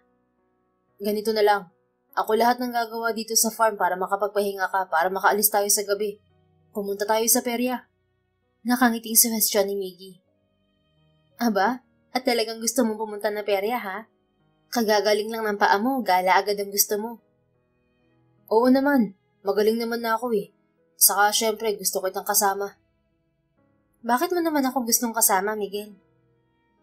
Masaya ka kayang kasama. At saka bilang pasasalamat ko na rin sa'yo dahil inalagaan mo ako nung hindi ako makalakad. Parang hindi naman ako masayang kasama, Miguel. Natatawang sabi ni Mara. Oo kaya, nag-enjoy nga ako pagkasama kita eh, kahit masungit ka. Well, okay ka din naman kasama eh. Na-appreciate ko na ginawan mo talaga ng paraan na magkaroon kami ng quality time nila Mama noon. Sus, maliit na bagay. Walang maliit na bagay pag pamilya ng pinag-uusapan, Miguel. At itong farm, importante to sa akin, kaya't na-appreciate ko na tinutulungan mo ako dito. So, sasama ka na nga sa aking mag-date sa perya? Date? Kunot noong gagad ni Mara. Wala ako sinabing date ha. Sabi ko magperya tayo. Ang bingi mo. Maglinis ka nga ng tenga, Mara.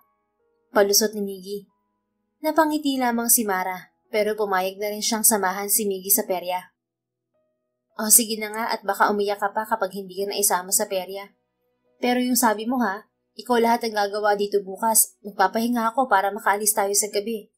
Maglalaban na din ako ng mga damit namin. Tambak na eh. Hindi maaasahan si na Junior dahil may eskwela. Sabi ni Mara. Game, akong bahala. Kahit nga ako na rin ang maglaban ng damit niyo eh. Sagot ni Miggy kahit na hindi siya maalam maglaba.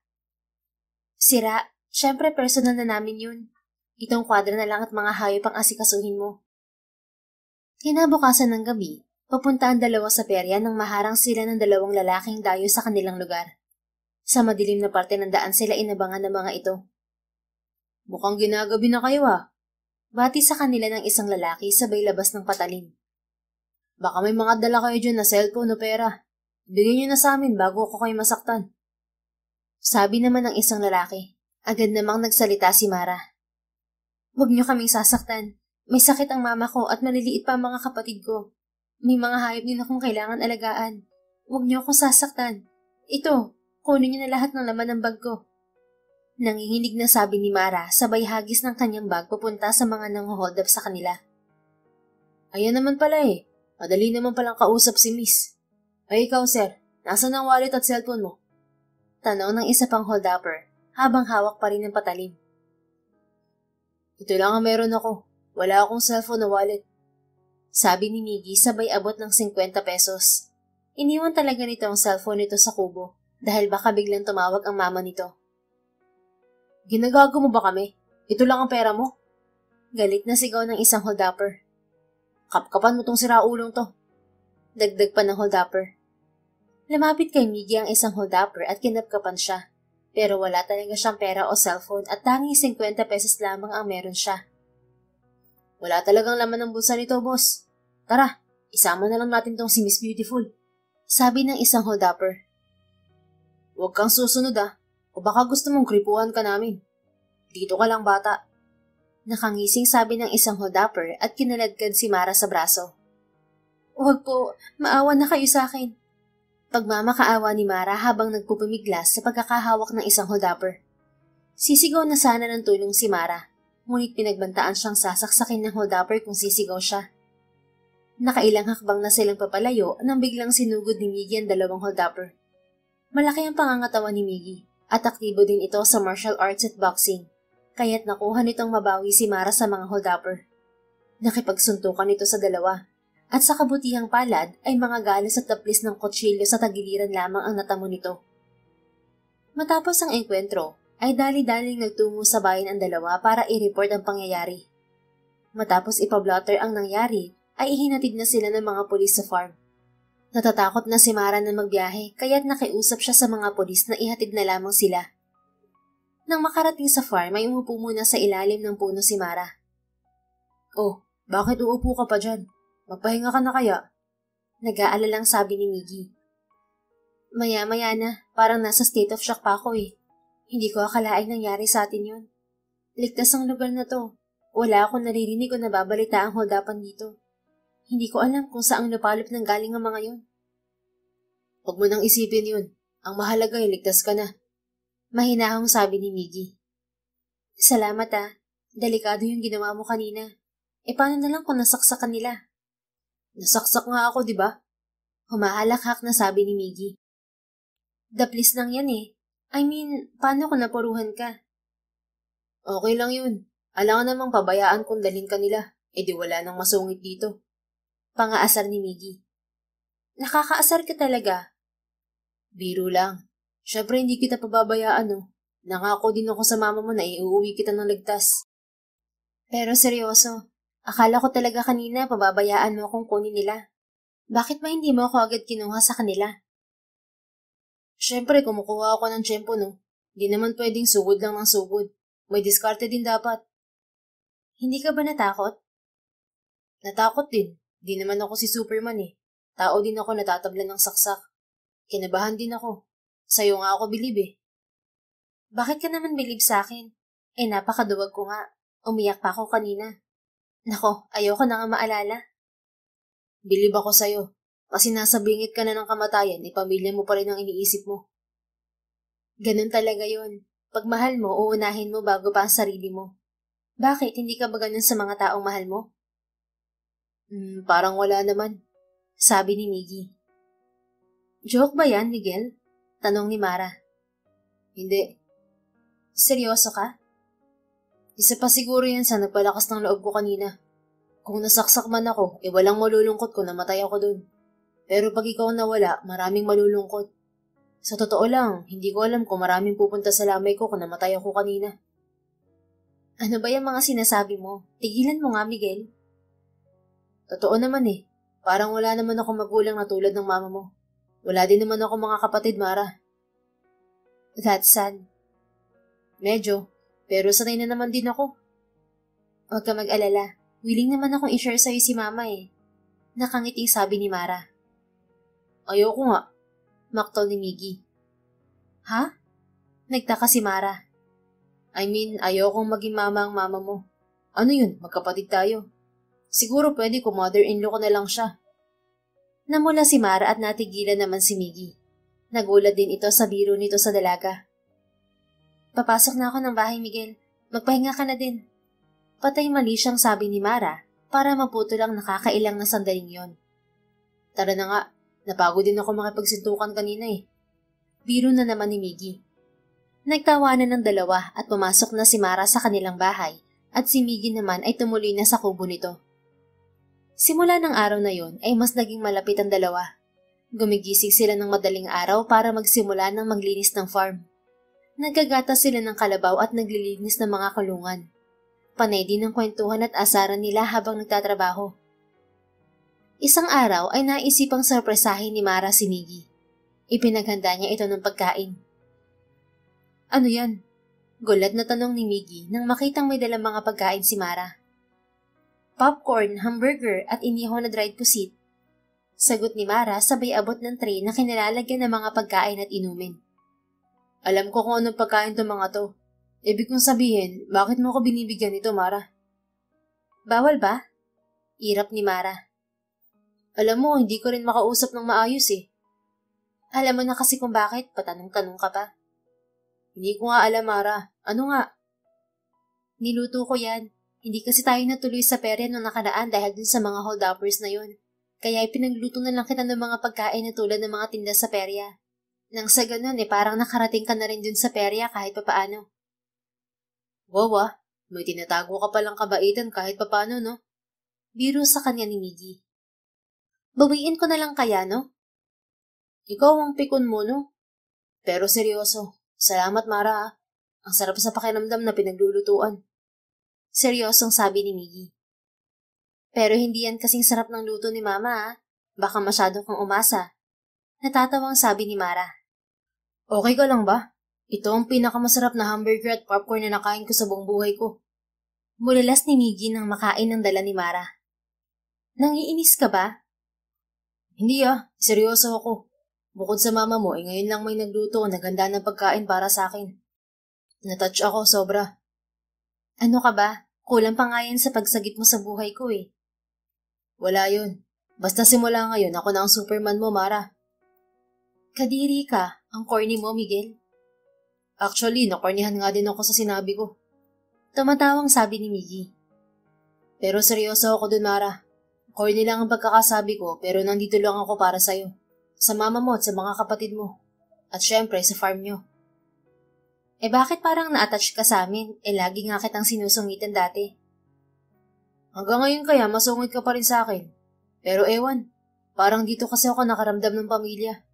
Yung bilong ako. Yung may concern sa akin ng mga tao regardless kung anong meron ako o saan man ako galing. Diyan ka nagkamali, Miguel. Pinapataba lang kita tapos ibibenta na kita sa matadero, no? Halakak ni Mara, pero natigilan siya nang hawakan ni Miggy ang kanyang kamay. Salamat, Mara. Ilang linggo pa lang ako dito pero nabago agad ang mga paniniwala at pananaw ko sa buhay. Ngayon alam ko ng higit sa lahat ng material na bagay ay pinaka-importante ang pamilya. Ang seryoso mo, Miguel Napalunok si Mara pero kinilig siya sa paghawak ni Miggy sa kamay niya. Ngayon lang talaga ako naging seryoso, Mara. Ewan ko ba? Parang ngayon ko lang ginusto na makasama ang isang tao sa araw-araw ng buhay ko. Naguluhan si Mara. Anong ibig mong sabihin, Miguel? Ang hirap i-explain Pero dati kasi natatakot ako sa commitment. Sa pangako. Pero ngayon parang ang sarap pala nang may mga pangako kung kailangan to pa rin. Yun bang may mga bagay na kailangan kong gawin o panindigan para sa isang tao? Tulad ba ng paggising ng alas 4 o paglilinis ng kwadra? Natatawang dugtong ni Mara. Oy, wag mo akong pagtawanan dun, Mara. Malaking bagay sa akin yun. Masaya ako na makatulong sa'yo, lalo na kay Nanay Alma.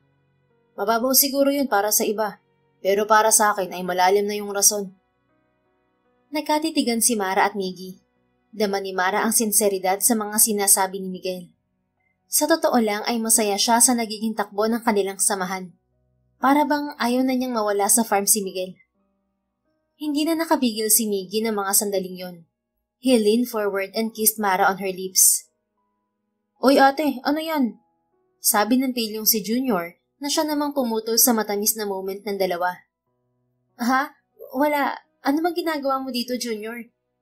Pasigaw na sabi ni Mara habang natatawa lamang si Miggy sa tabi ng dalaga. Tawag ka ni Mama. Hindi daw niya makita yung gamot niya. Sabi ni Junior. Dali-daling tumayo si Mara at hinila sa braso si Junior. at naiwan lamang na nakangiti si Miggy sa labas ng kubo nito. He had slept with different women, pero hindi niya maipaliwanag kung bakit masayang-masaya ang puso niya sa isang maiksing halik lamang kay Mara. Tinamaan na siguro talaga siya sa dalaga. Ramdam niyang parang handa na siyang pumasok sa isang relasyon na dati-dati ay iniiwasan lamang niya at hindi pinaniniwalaan. Sa araw-araw na nasa farm si Miggy ay tila nagkaroon na sila ng mutual understanding ni Mara. Bagamat hindi pa nililigawan ni Miggy ang dalaga, ay tila may pagkakaintindihan na sila na may pagtingin sila sa isa't isa. Isang araw ay may isang pagsubok na darating sa kanilang pamilya. O tara, natapos na natin lahat ng gawain natin dito sa farm. Pahinga na tayo. Gutom na din ako eh. Ano kayang almusal? Tanong ni Miggy kay Mara. Naging kampante na talaga siya sa pamilya ni Mara. Hindi ko alam eh, pero maagang nagising si Mama kaya siguradong masarap ang almusal natin. Pagpasok ng bahay ay nakita nilang naglalaro si Jinky at Junior. Ate, gutom na kami, sabi ni Jinky. O bakit? Hindi ba nagluto si Mama? Tanong ni Mara. Tulog pa eh, ayaw naman naming gisingin. Tulog? Eh di ba ang aga niyang nagising kanina? Pagtataka ni Mara. Masama daw ang pakiramdam niya kaya bumalik uli sa kama pagkaalis mo kanina. Hindi mo ba alam ate? Tanong naman ni Junior. Hindi eh. Nasa labas kami at nagtatrabaho sa kwadra. Teka, aakyatin ko nga. Ilang minuto pa lamang nakakaakyat si Mara ay narinig ni Miggy ang sigaw ng dalaga at dali-daling bumaba. Sinalubong naman siya ni Miggy sa hagdan. Anong nangyari, Mara? Bakit ka sumisigaw? Takang tanong ni Miggy. Si Mama, walang malay. Namumutla siya tapos hindi kumikilos. Dali natin siya sa ospital, Miguel. Dali-daling umakyat si Miggy para buhatin si Aling Alma. Isinakay nila si Aling Alma sa lumang truck na pang-deliver nila at dinala nila ito sa ospital. Ilang oras ding naghintay sa ospital si Miggy at Mara bago sila kinausap ng doktor na in charge kay Aling Alma. Sino ang kamag-anak ng pasyente? Tanong ng doktor. Ako po ang anak niya. Agap ni Mara sabay tayo nila ni Miggy sa bench. Anong maintenance niya sa diabetes, iha? Tanong ng doktor. Metformin po, Dok. Ilang milligrams, iha? 1,000 milligrams po, Dok. Masyadong mataas ang sugar ng nanay mo. Dapat naka-insulin na siya eh. At pinatest ko din ang dugo niya. May suspecha akong bumibigay na ang kidney niya. Isa yan sa madalas na komplikasyon ng diabetes. Eh ano pong gagamutin sa kanya, Dok? We'll see. I need to wait for the lab results. Kapag kaya pa ng isa niyang kidney, tatanggalin lang natin ng isa. Let's hope na kahit isang kidney ayos pa. Otherwise, the next step is to look for a kidney donor. Napaupo si Mara sa kalapit na upuan. Tulala siya. Ito ang isa sa mga kinatatakutan niya. Ang dumating ang pagkakataon na wala na siyang magagawa para isalba ang mga mahal niya sa buhay. Magiging okay din ang lahat, Mara. Niyakap ni Miggy si Mara. Ramdam niya ang kalungkutan nito. Umuwi ka na muna, Miguel. Walang bantay ang mga bata sa farm. Ako na lang muna dito. O sige, uuwi na muna ako. Balitaan mo kami kung anong mangyayari ah. Kung may kailangan ka, tumawag ka lang. Umuwi ng bahay si Miggy para samahan ng mga kapatid ni Mara. Kumusta si Mama, kuya? Tanong ni Junior. Okay naman siya, pero dun muna siya sa ospital para mas lumakas pa siya. Magbibihis lang ako sandali ah. Dito lang kayo. Mabilis lang ako. Paalam ni Miggy sa mga bata at nagtungo na siya sa kubo niya. Sinilip niya ang kanyang cellphone at nakita niyang may 30 missed calls doon. Tawag pala ng tawag ang kanyang mama pero hindi naman niya nakikita dahil hindi niya inilalabas ang cellphone na yun unless tatawagan niya ang kanyang mama. Hello ma, seriously? 30 missed calls? May emergency ba? Iritang tanong ni Miggy. Matagal-tagal ka nang hindi tumatawag para mag-update, iho. Ano na bang balita dyan? Mababawi ko na ba ang lupa ko? Atat na tanong ng mama niya. Biglang na-frustrate si Miggy. Wow, sana kinamusta mo malang ang anak mo, no? Parang mas may pakialam ka pa sa lupa kaysa sa akin, ah.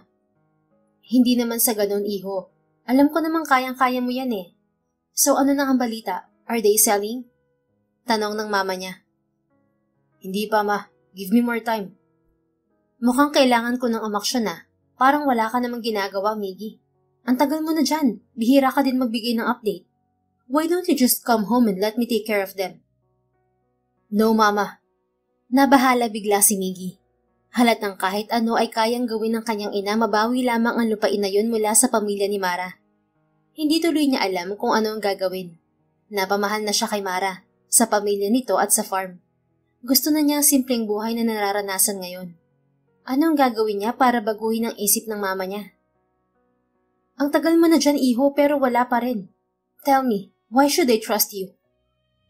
I'm working on it, Ma. Never mind, iho. Let me work on my plan B, since my plan A isn't working. Anong plan B mo, Mama? You don't need to know. Pero I'm sure alam mong I'm willing to do anything to get that land back. Sabi ng mama niya. 3 days. Give me 3 days to wrap this up, Ma. You'll have this land back in 3 days. Just leave them alone, okay? Fine. I'll give you 3 more days, Miggy. If you don't have that land back by that time, then I'm pushing through with plan B. Banta ng ina niya. Maya-maya pa ay may narinig si Miggy na boses sa labas ng kubo. Kuya, tumawag si ate, kakausapin ka daw po.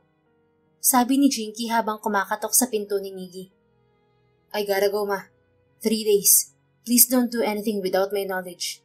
Bye. Tinapos na ni Miggy ang pag-uusap nila sa cellphone at lumabas para samahan si Jinky at para na din kausapin si Mara. Kinuha niya ang cellphone ng bata at sinagot si Mara sa kabilang linya. Hello, Mara. Kamusta ka? Anong balita sa mama mo? Nag-aalalang tanong ni Miggy kay Mara. Not too good. Ang sabi ng doktor, kailangan daw ni mama ng kidney transplant. Both her kidneys don't work, Miguel. I don't know where to get a donor. Malaking pera din ang kailangan niya. Please be strong, Mara. Nandito lang ako. We'll think of something, okay? I know. Pero ang iniisip ko ay kung saan kami ng Diyos ako kukuha ng pera, Miguel. Mahal yung transplant. Plus the fact na mahirap humanap ng donor. Mukhang kailangan na naming ibenta ang farm para maisalba ang buhay ni Mama. Kailangan daw maisagawa ang operasyon sa lalong madaling panahon. Mama is weak at baka hindi niya makayanan ang sakit niya kapag pinatagal pa ang operasyon. I need to find the buyer sa farm. Bahala na. Ang mahalaga mailigtas si Mama. No, wag mong ibenta ang farm, Mara. Hindi ba't alaala ng masayang pamilya niyong farm na to? Misyon ni Miggy na kumbinsihin si Mara na ibenta ang lupa sa mama niya. Pero ngayon na nalaman niya ang halaga ng farm sa pamilya ni Mara, ay hindi siya papayag na mabili ng mama niya ang farm. Sisirain lamang ng mama niya ang farm, maging ang bayan ni Mara. Nasisiguro ni Miggy na hindi sa farm ni Mara magtatapos ang plano ng mama niya. Importante ang farm sa akin, Miguel. Pero mas importante si Mama. Wala na akong choice. Ganito na lang, Mara. Gagawa tayo ng paraan. Basta wag mong ibebenta ang farm, okay? Hindi ko alam kung anong plano mo, Miguel. Mahirap maniwala pero magtitiwala ako sa'yo ngayon. Salamat, Mara. Basta hintayin mo ko riyan. We will work this out. Gagaling si Nanay Alma. Kinabukasan ay dumating sa ospital si Miggy. Dinalhan niya ng pamalit na damit si Mara pati na rin ang mga pagkain. Kumusta ang mama mo? Tanong ni Miggy sa dalaga. Ayan, inilipat muna siya dito sa ward habang naghihintay ng kidney transplant. At nagsimula nang umiyak si Mara. Oh, wag kang umiyak. Ang pangit mo kapag umiiyak eh. Pabirong sabi ni Miggy. Kainis ka talaga, Miguel. Puro kabiro. Magiging maayos din ang lahat. Magtiwala ka lang, Mara. Hindi ko alam kung anong gagawin ko kapag hindi nalampasan ni Mama to. Siya na lang ang magulang ko. Hindi pa nga ako nakaka-move on sa pagkawala ni Papa. Tapos si Mama naman ngayon na nasa bingit ng kamatayan. Huwag ka nga magsalita ng ganyan. Magiging okay ang mama mo. Magpakatatag ka. Kailangan ka ng mga kapatid mo. Matatag naman ako, Miguel. Matapang ako. Pero pag pamilya ko na, sila ang weakness ko. Kaya kong isakripisyo ang lahat. Kahit nga kidney ko, kaya kong ibigay. Kaso hindi daw ako match kay Mama. Lumapit si Miggy kay Mara. Hinawakan niya ang mga kamay nito. Alam mo, I've never met someone as selfless and loving as you are. Napakaswerte ng pamilya mo sa'yo, Mara. Napakaswerte ng mga taong nakapaligid sa'yo. Idol kita, promise. Idol ka dyan. Bumitiw si Mara at hinampas sa braso si Miggy. Corny mo talaga, Miguel. Totoo nga. Ako kasi parang buong buhay ko, sarili ko lang ang iniisip ko eh. Pero simula nang makilala kita, ginusto kong magka-purpose ang buhay ko. Alam mo yung ginusto ko ding makagawa ng mabuti sa mga taong importante sa akin. Bakit ba nagdadrama ka, Miguel? Ako dapat yan, di ba? Natatawang tanong ni Mara. Kahit paano ay nababawasan ang problema nito dahil kay Miguel. Wala lang, trip-trip lang. Biro ulit ni Miguel. O siya, idinaan ko lang ang mga damit at pagkain para sa'yo. Uuwi muna ako at walang kasama ang mga bata sa farm. Saka mga babies natin baka magutom. Babies? Pagtataka ni Mara. Babies, yung mga anak nating baka, kalabaw, kambing, baboy at manok. Nagpaalam lang ako saglit sa kanila kanina. Nag-iyakan na agad sila. Saka namimiss na daw nila ang mami nila. Sira ulo ka talaga. O sige na, sige na. Ikaw na bahala sa bahay at sa mga bata ha. Pati na din sa farm. Ngumiti lang si Miggy at humakbang na papalayo. Pero nang malapit na siya sa pinto ay muli siyang bumalik at niyakap ng mahigpit si Mara. Nagulat na lamang si Mara pero niyakap din ito pabalik ang binata. Okay ka lang ba, Miguel? Tanong ni Mara. Naalala mo yung hinarang tayo ng hold-uppers, Mara? Hindi kita pinabayaan, di ba? Sana alam mong hindi kita pababayaan kahit pa dumating yung panahong hindi mo na ako nakikita. Sana alam mo lagi yan, Mara. Gusto ko ring malaman mo na yung unang halik ko sa'yo, ang ibig sabihin nun ay pagmamahal. Mahal kita, Mara. Pero dahil wrong timing, hindi ko muna yun ipipilit sa'yo. Basta always remember that I'm always here for you, okay? Hoy, ang weird mo. Pagtataka ni Mara. Ngumiti lang si Miggy. Uwi na nga ako. Masyado na akong madrama. See you again, Mara. Umalis na si Miggy sa ospital at naiwang nagtataka si Mara. Lakas ng topak ng lalaking yun. Pero in fairness, hindi daw niya ako pababayaan. Pagaling mo mama at hindi pa naniligaw sa akin si Miguel, ako naman niligaw sa kanya. Ang labo niya. Mahal niya ako pero ayaw naman akong ligawan. Bulong ni Mara sa ina na natutulog. Kinabukasan ay maagang nagising si Mara sa pagdating ng doktor at ng isang lalaking nakasuot ng puting long sleeves. Sa tingin niya ay isang businessman na abogado ito. Good morning, Iha. Bati ng doktor sa dalaga. Good morning po, Doc. I have some good news for you. Ano po yun, Doc? This is Attorney Montes. His client sent some help for your mother. Isha-shoulder ng kanyang kliyente ang expenses ng kidney transplant ng iyong mama. Nakangiting sabi ng doktor. Nako, maraming salamat ho. Bakit daw ho babayaran ng client yung operation ng mama ko? Sino ho ba siya? Masaya pero nagtatakang tanong ni Mara sa abogado. Isang mayaman at may impluwensyang tao na tumutulong sa mga nangangailangan ng kliyente ko. Madalas talaga siyang tumulong sa mga tao. Paliwanag ng abogado. Medyo too good to be true dahil wala naman ako nilapitan na kahit na anong NGO o charity organization. Baka naman ho may hinging kapalit yan sa amin. Pag-aalala ni Mara.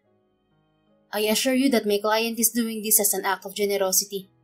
We have documents for you to sign for your peace of mind. Alam niya ang case ng mama mo. Nalaman niya dito mismo sa ospital. Paliwanag ng abogado. Nako, salamat naman ho. Ang poproblemahin na lang pala namin ay ang kidney donor. Sabi ni Mara. Well, we have found a kidney donor for your mother. Pinaprepared na rin siya for the operation. Totoo po ba, attorney? Doc? Tuwang-tuwang bulalas ni Mara. Sino naman ang donor ni Mama? The donor opted to stay anonymous, Iha. Sagot naman ng doktor. Doc, parang medyo sketchy lang po kasi. May nag-volunteer magbayad ng expenses namin. Tapos ngayon may donor naman. What's the catch? Tanong ni Mara. Hindi talaga niya maiwasang magduda o mag-isip ng masama. Hindi ka taka-taka, Iha. Mabuting tao ang mama at papa mo. They have helped people in the past. Kaya hindi naman imposible na may mga tao rin gustong tumulong sa inyo. It just so happened that these people prefer to stay anonymous. Nangyayari talaga ang ganyan sa mga pasyente namin dito sa ospital. Naintindihan ko po at maraming salamat po. Pakisabi po sa kliyente niyo, attorney, na maraming salamat. Doc, pakisabi rin ho sa donor ni Mama na maraming salamat. Malaking utang na loob ko sa kanila. Kapag handa na po siyang magpakilala sa akin, please tell na sabihin lang niya ako para personal ako makapagpasalamat sa kanya. I will let them know, Iha. Sabi ng doktor. So, paano? Ipe-prepare na namin sa operasyon ng mother mo, okay? The nurses will come and prepare her. Tapos ay diretso na sa operating room. So just relax and hope for the best. Nang makaalis ang doktor at abogado ay dali-daling tinawagan ni Mara si Miggy. Pero unattended ang cellphone nito. Ikukwento sana niya ang magandang balita dito. Nalungkot tuloy siya. Sa kabilang kwarto ay iba naman ang eksena. Pumasok ang doktor at abogado at kinausap ang lalaking nakaupo sa gilid ng kama. Nakausap na ho namin si Mara. Pinapasabi niya na salamat sa pag-finance ng operasyon ng mama niya at salamat din daw sa pagdodonate ng kidney. Tumango lamang ang lalaki at sinabing handa na ito para sa kidney transplant. Naging successful ang kidney transplant ng mama ni Mara. Pero nagtataka siya dahil hindi pa rin sumasagot sa mga text at tawag niya si Miggy. Wala rin ito sa bahay o farm. Junior, kumusta kayo dyan? Hindi pa ba umuwi si Miguel? Nag-aalalang tanong ni Mara. Hindi na siya bumalik ate. Di ba dyan siya nagpunta kaninang umaga? Ganun ba? O siya, mag-iingat kayo dyan. Uuwi ako mamaya kapag nailipat na sa kwarto si Mama. Papakiusapan ko na lang ang isa sa kumare ni Mama na silip-silipin kayo riyan sa farm habang wala ako. Makalipas ng halos 2 linggo, ay inuuwi na ni Mara sa bahay ang kanyang ina. Ang ipinagtataka niya ay wala pa rin ni anino ni Miguel at nag-aalala na siya sa binata. Bakit ba hindi ka mapakali dyan? Tanong ng ina ni Mara na nakaupo at nagpapahangin sa may bintana nila sa may sala. Hindi pa rin ho kasi bumabalik si Miguel, ma. Hindi siya nagre-reply sa mga text ko at hindi ko rin siya matawagan. Baka kung ano nang nangyari dun. Uy, si ate. Parang in love kay Kuya Miguel. Pangaasal ni Junior. Shut up. Maiksing sabi ni Mara sa may irap sa kapatid. Bakit namumula ka, ate?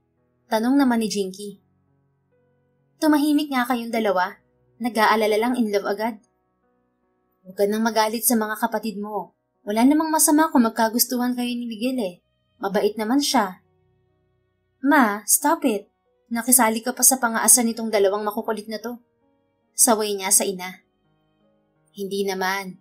Pero boto ako dyan kay Miguel. Mabait na bata yan. Magalang at masayang kausap. May puso din sa farm. Sabi ni Aling Alma. Kaso wala na nga po, ma. Sana nagpaalam man lang siya. Siguro nahanap na niya ang tatay niya kaya nawala na siya na parang bula. Manggagamit pala yun, walang utang na loob. Galit na rin si Mara.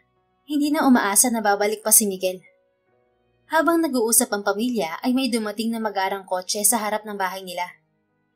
May inaasahan ka bang bisita, anak? Tanong ng ina niya. Wala ho, ma. Bakit po? Ayan, may dumating na kotse eh. Sino kaya yan? Lumabas ng bahay si Mara para alamin kung sino ang dumating. Magandang umaga ho. Ano hong sadya niyo?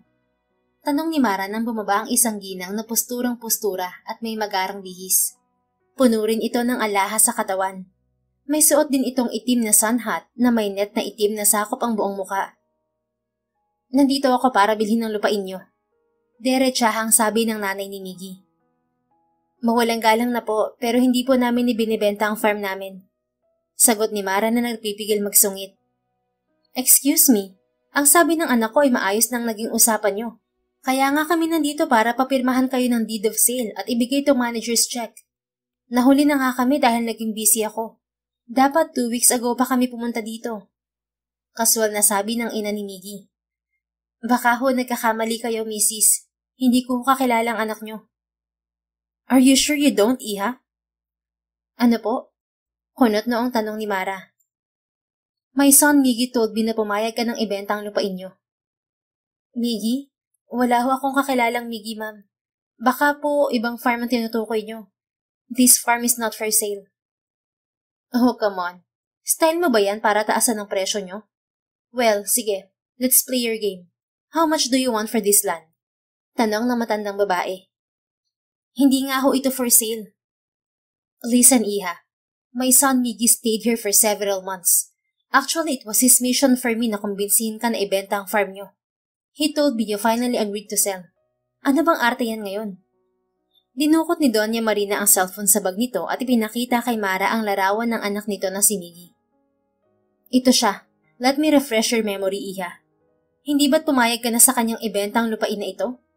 Do you know him now? He's my son. Natulala si Mara. Parang sasabog ang dibdib niya sa nadiskubre. Biglang nag-init ang bumbunan niya.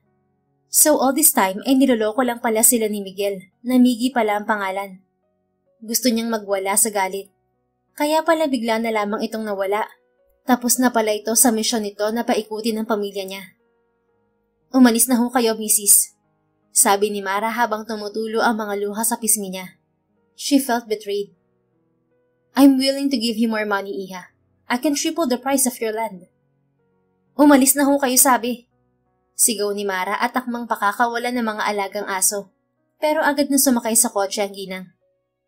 Hindi pa tayo tapos. Banta ng ina ni Miggy bago nito isinara ang pinto ng kotse. Padabog na umakyat sa kwarto niya si Mara. Umiyak siya ng umiyak. Hindi siya makapaniwala na niloko siya ni Miguel. Handa na sana siyang buksan ng puso niya para sa binata. Pero niloko lang pala siya nito.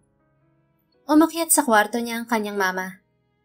Anak, ayos ka lang ba? Huwag mo nang dibdibin yun. Ayos lang po ako, ma. Dali-daling nagpunas ng luha si Mara. Ayos lang naman kung hindi ka okay, anak. Pwede kang umiyak sa akin at magsabi ng nararamdaman mo. Manloloko siya, ma. Nagtiwala ako kay Miguel. Huwag mo naman siyang husgahan agad, anak. Hindi naman natin alam kung anong totoong nangyari eh. Hanggat hindi siyang nagsasabi kung totoo ba ang sinabi ng nanay niya, huwag muna natin siyang hatulan.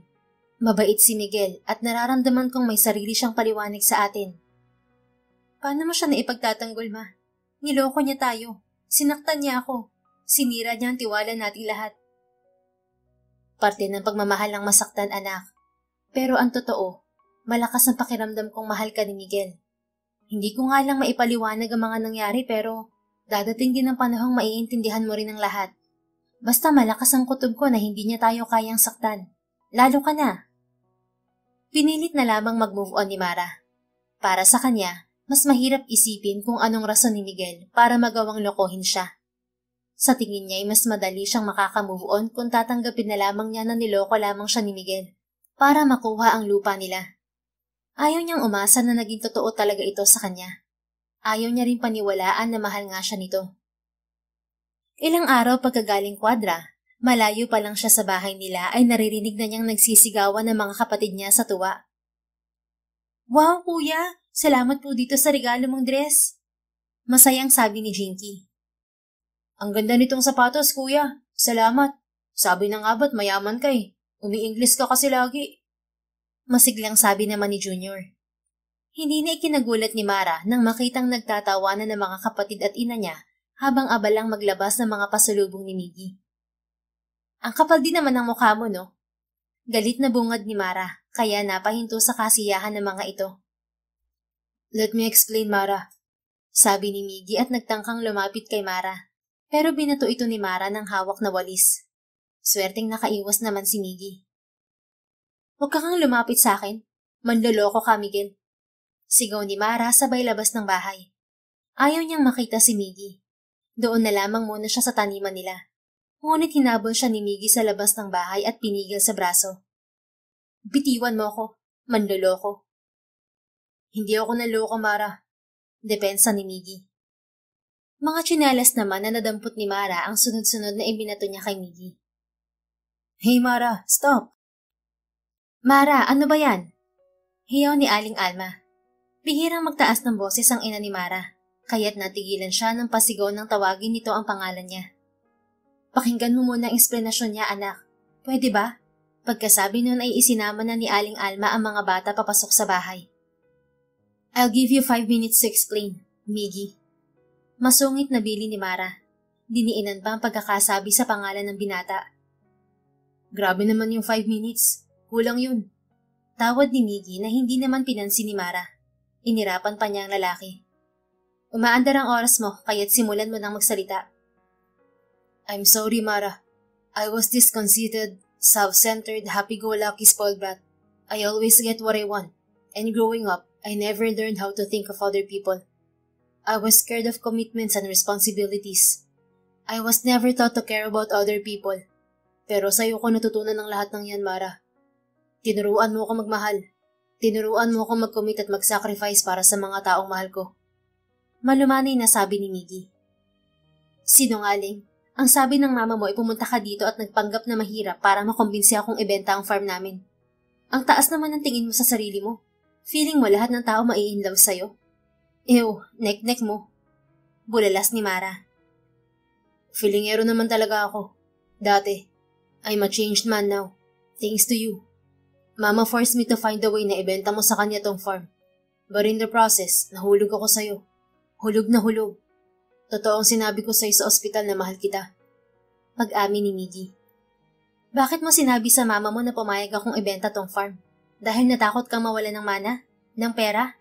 Ng karangyaan? Ganun ba? Totoo naman yan. Pero hindi ba't ako pa nga ang pumigil sa'yo na ibenta ang farm? Kasi alam ko kung gaano ka-importante ang mga alaala ng papa at ng pamilya mo sa farm na to. Dito rin ako nagkaroon ng masayang memory kasama ka at ng pamilya mo. Marami akong natutunan sa farm na to.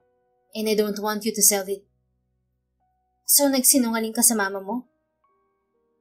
Kinda. I told her that so she would leave you and your family alone. Plano ko talagang i-convince siya na wag nang bilhin ng farm nyo. Kaso the operation didn't go well at nawalan ako ng pagkakataon na gawin ang mga plano ko. Hindi agad ako nakauwi sa amin para kumbinsihin si mama. It's too late nung nakabalik na ako sa Manila. Nalaman ko nakapunta na pala siya dito. Mahabang kwento ni Miggy. Anong operation didn't go well? Okay naman ang operation ni mama. Pagtataka ni Mara. Yeah, her operation went well. But mine didn't. Sabi ni Miggy. Anong ibig mong sabihin? Gulong-gulo na si Mara. Itinaas ni Miggy ang kanyang t-shirt at nakita ni Mara ang marka ng tahi doon. Dahil sa kidney transplant. Ha? Ikaw ang donor ni mama? Gulat na gulat si Mara. Hindi siya makapaniwala sa kanyang nakita. Ako din ang kliyente ni Atty. Montes. Yung kumausap sa'yo sa ospital. May naipon ako mula sa shares ko sa mga kumpanya ng parents ko. At yun ang ginamit ko sa operasyon ni Nanay Alma. Gulat na gulat si Mara sa nalaman. Hindi siya makapaniwala na si Miggy ang kliyente ni Mr. Montes na nagbayad ng lahat ng ginastos sa kidney transplant ng mama niya. At ito rin ang kidney donor ng kanyang mama. Para siyang sinampal. Galit na galit siya sa binata, tapos halos ubiwis pala nito ang buhay niya para sa kanyang ina. Nilukob siya bigla ng konsensya at mataas na respeto kay Miggy. Kaya yung mga sabi mo sa hate text mo sa akin na iniwan kita when you needed me the most, hindi totoo yun, baby. I was at the hospital. I was with you the whole time. Andun nga lang ako sa kabilang kwarto eh. Gustong gusto kitang damayan at makita, pero hindi ako pwedeng lumabas sa kwarto dahil hindi pa ako magaling. Naluluhang sabi ni Miggy sa dalagang natulala dahil sa mga nalaman. Oh my gosh, Miguel. Nakakahiya. I'm so stupid and judgmental. I'm sorry. I'm sorry kung nasabihan kita ng masasakit noon sa text. I'm sorry kung hinusgahan agad kita. Umiiyak na si Mara. Don't be, baby. Kasalanan ko din naman eh. Hindi ko nasabihan agad si mama kasi my operation wasn't as successful as your mom's. Apparently, there's this genetic thingy na na-trigger at naging active when I had the kidney operation. I was in a coma for a few days lang naman. Kaso, ayun nga, hindi ko napigilan si mama na sugurin kayo rito. I'm so sorry. Nakangiting sabi ni Miggy. I don't understand. Bakit may ibibigay ang kidney mo sa isang taong hindi mo kaano-ano? Why would you do that for mama? Sira ka ba? I'm not.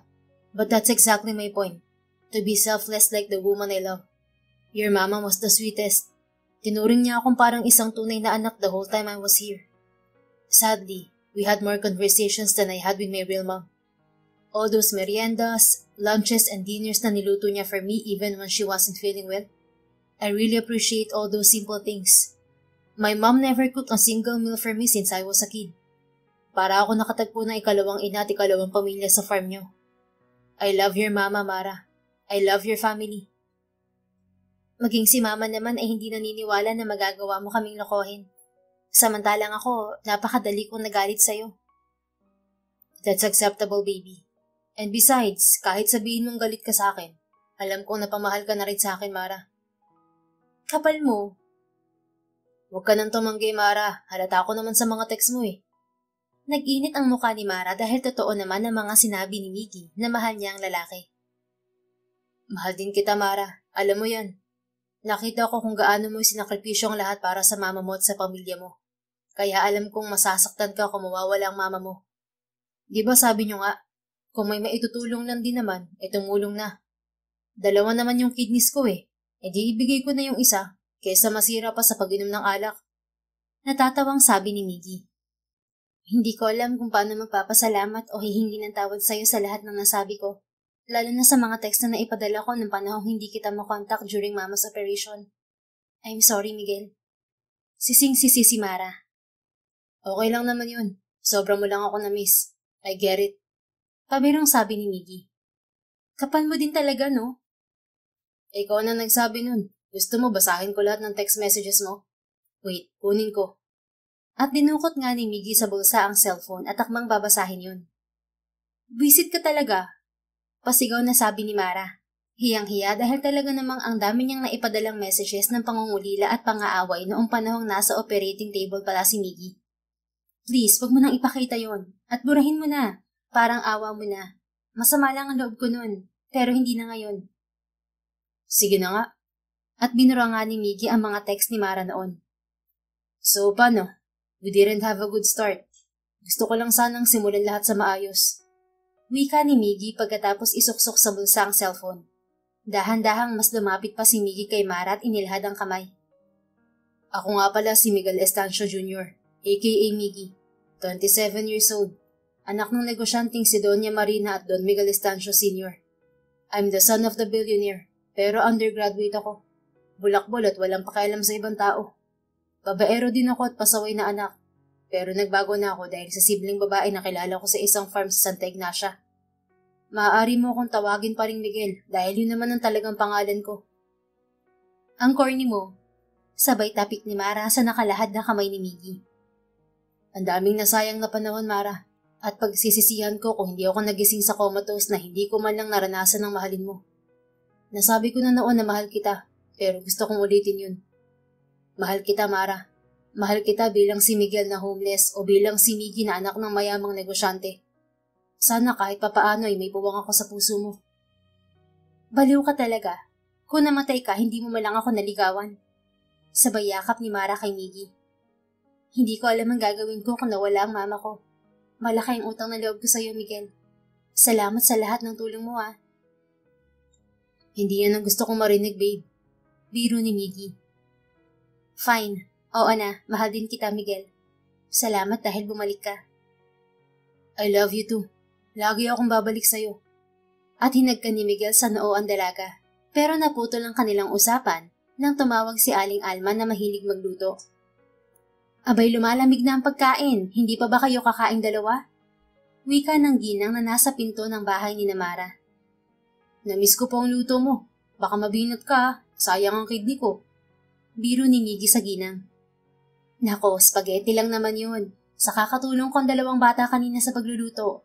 Halina kayo at pagsaluhan natin ang niluto namin ni na Junior at Jinky. Muling yaya ng ginang sa 2. Papasok na sana sila ng bahay nang dumating ang isang magarang kotse at bumaba dito ang ina ni Miggy. Sinasabi ko na nga ba't dito ka pupunta, Miggy anak? At bakit magkahawak kamay kayo ng babaeng yan? Tinatraidor mo ba ang sarili mong ina? Galit na sabi ni Doña Marina na matalim ang tingin sa magkahugpong na kamay ng 2. Ma, what are you doing here? Iritang tanong ni Miggy. Ikaw, anong ginagawa mo dito? Hindi ba't dapat tutulungan mo kung mabawi ang lupain ng angkan natin? Mabawi? Nabili ng lolo kong lupain na to sa maayos at legal na paraan. May titulo kami nito at kasulatan. Clean title ng farm na ito kahit ipacheck niyo pa sa registry office. Inaruga din ng lolo ko ang dating may-ari nito dahil itinakwil ng sariling pamilya. Kaya ano binabawi ang sinasabi mo? Depensa agad ni Aling Alma. Wala akong pakialam. Hindi nararapat sa inyo ang farm na to. Tignan nyo nga at palugi na. Maraming pwedeng magawa sa farm na to. Sinasayang nyo lang. What they want to do with this farm is none of your business, Ma. Singit ni Miggy. This farm is not just a business or a piece of land for their family. Nandito ang lahat ng alaala ng mga lolo at lola nila, pati na rin ang papa ni Mara. At hindi nila pinapabayaan ang lupain nila. Pinipilit nga nilang isalba eh. Pagtatanggol ni Miggy sa pamilya ni Mara. And what do you know about business, iho? Buong buhay mo ay nagpapasarap ka lang naman sa buhay. Ni ayaw mo nga kaming tulungan ng papa mo sa mga negosyo natin. Bumukas ang pinto ng magarang kotse at bumaba ang isang matandang lalaki na halatang napakayaman. Tama na yan, Marina. Pabayaan mo na sila at bumalik na tayo ng Maynila. Masaya ang anak natin dito. Let him be. Isa ka pa. Bakit mo ba ako inaawat? Hindi ba dapat tulungan mo kung mabawi ang lupain na ito? Galit na tanong ng ina ni Miggy sa mister nito. Tama na. Kainain ka na ng kayamanan. Wala ka nang ibang inisip kundi kung papaano yayaman pa at lalago ang mga negosyo natin. Kahit ang sarili mong anak na pabayaan mo na. Ngayon naman ay ginagamit mo siya para makuha ang gusto mo. Matagal na panahon na akong nanahimik, Marina. But enough is enough. Hindi ko pababayaang pati ang buhay ng anak mo ay magulo dahil sa personal mong interes. Ibigin mo na sa kanya ang bagay na makapagpapasaya sa kanya. Malaki ang pagkukulang natin sa kanya. He found a new family, peace and happiness in this place. Bakit hindi mo na lang siya suportahan? Galit na pahayag ng papa ni Miguel na si Don Miguel Sr. Pagkasabi nun ay hindi na nito sa braso si Doña Marina at pilit pinasakay sa kotse. Hindi pa tayo tapos. Tandaan mo lahat ng ginawa mo, Miggy. Wala kang aasahan kahit piso mula sa pamilya natin. Maghirap ka mag-isa. Pagkasakay ni Doña Marina sa kotse, ay nilapitan ni Don Miguel Sr. ang anak nito. Pasensya ka na, Miggy anak, kung matagal na panahon ako nanahimik. Mahal ko ang mama mo, kaya't pinagbibigyan ko ang mga gusto niya. Pero hindi na ako mananahimik kung pati ikaw ay madadamay sa pagiging kahaman niya. I've learned about the things you did and I'm proud of you, son. Mabuting tao ka. Choose to love and be happy. Huwag ka mag-alala sa mama mo. Pasasaan ba't mauumpog din yan? Mahal ka niya, kaya I'm sure lalapit din sa'yo yun at hihingi ng tawad. Basta kakampi mo ako. Tawagan mo lang ako kapag may kailangan ka, anak, okay? Sabi ng Don sabay yakap kay Miggy. Pagkatapos ay binalingan naman ng Ginoo si Mara at Aling Alma. Mara, iha, pasensya na kayo ng mama mo sa mga nagawa o nasabi ng aking asawa. At salamat sa iyo at natutong manindigan ng aking anak. Ipinapangako ko sa inyong hindi na kayo muli pang gagambalain ng misis ko. I hope the next we visit here ay wedding yun ang sadya namin. Sabi ni Don Miguel Sr. kay Mara. Ngumiti lang naman si Mara. Hindi alam kung anong isasagot sa huling sinabi ng Ginoo. Hanggang sa nilisan na ng Don at Donya ang farm ni Mara. Paano kanyan? Mukhang malaki ang galit ng mama mo sa'yo, Miggy. Pag-aalala ni Mara sa binata. Hindi ka daw makakatanggap kahit piso galing sa kanila. Mukhang hindi ka pa naman sanay sa hirap. Noon ngang bago ka rito, patulog-tulog ka lang. Naway, nakikasalayaw pala. Anong hindi sanay sa hirap? Matagal kitang nakasama. You trained me well, babe. Hindi pa ba hirap yun? Baka nga mas mahal na ako ng mga bibis natin sa kwadra eh. Humahalakhak na sabi ni Miggy. Kainis ka talaga, Miggy. Saka hindi naman ako matitiis ng mama kong Donya. Madalas naman niyang sabihin na maghihirap ako at hindi bibigyan ng kahit piso. Pero hindi naman niya ginawa. And besides, gusto ko rin naman tumayo sa sarili kong mga paa. Anong plano mo? Malay mo this time, tikisin ka na talaga ng mama mo. Alam ko namang ma-pride ka kaya alam kong hindi ka hihingi ng tulong sa papa mo basta-basta. Plano kong tumira pa rin dun sa kubo ko, kung okay lang sa'yo. At may proposal ako sa'yo. Ano naman yun? Plano kong gamitin ang natitira kong ipon para makabili ng mga dagdag hayop, pananim at makinarya para mapalago tong farm nyo. Pagtutulungan natin, Mara. Napamahal na rin ako sa farm kaya tuparin natin ang gusto ng papa mo na mapalago to. Nakangiting sabi ni Miggy. Magandang ideya yan. Nakangiting sabi ni Mara. She's happy that Miggy decided to stay. Kahit naman wala na itong pera, ay tatanggapin niya ang binata. May isa pa pala akong plano, Mara.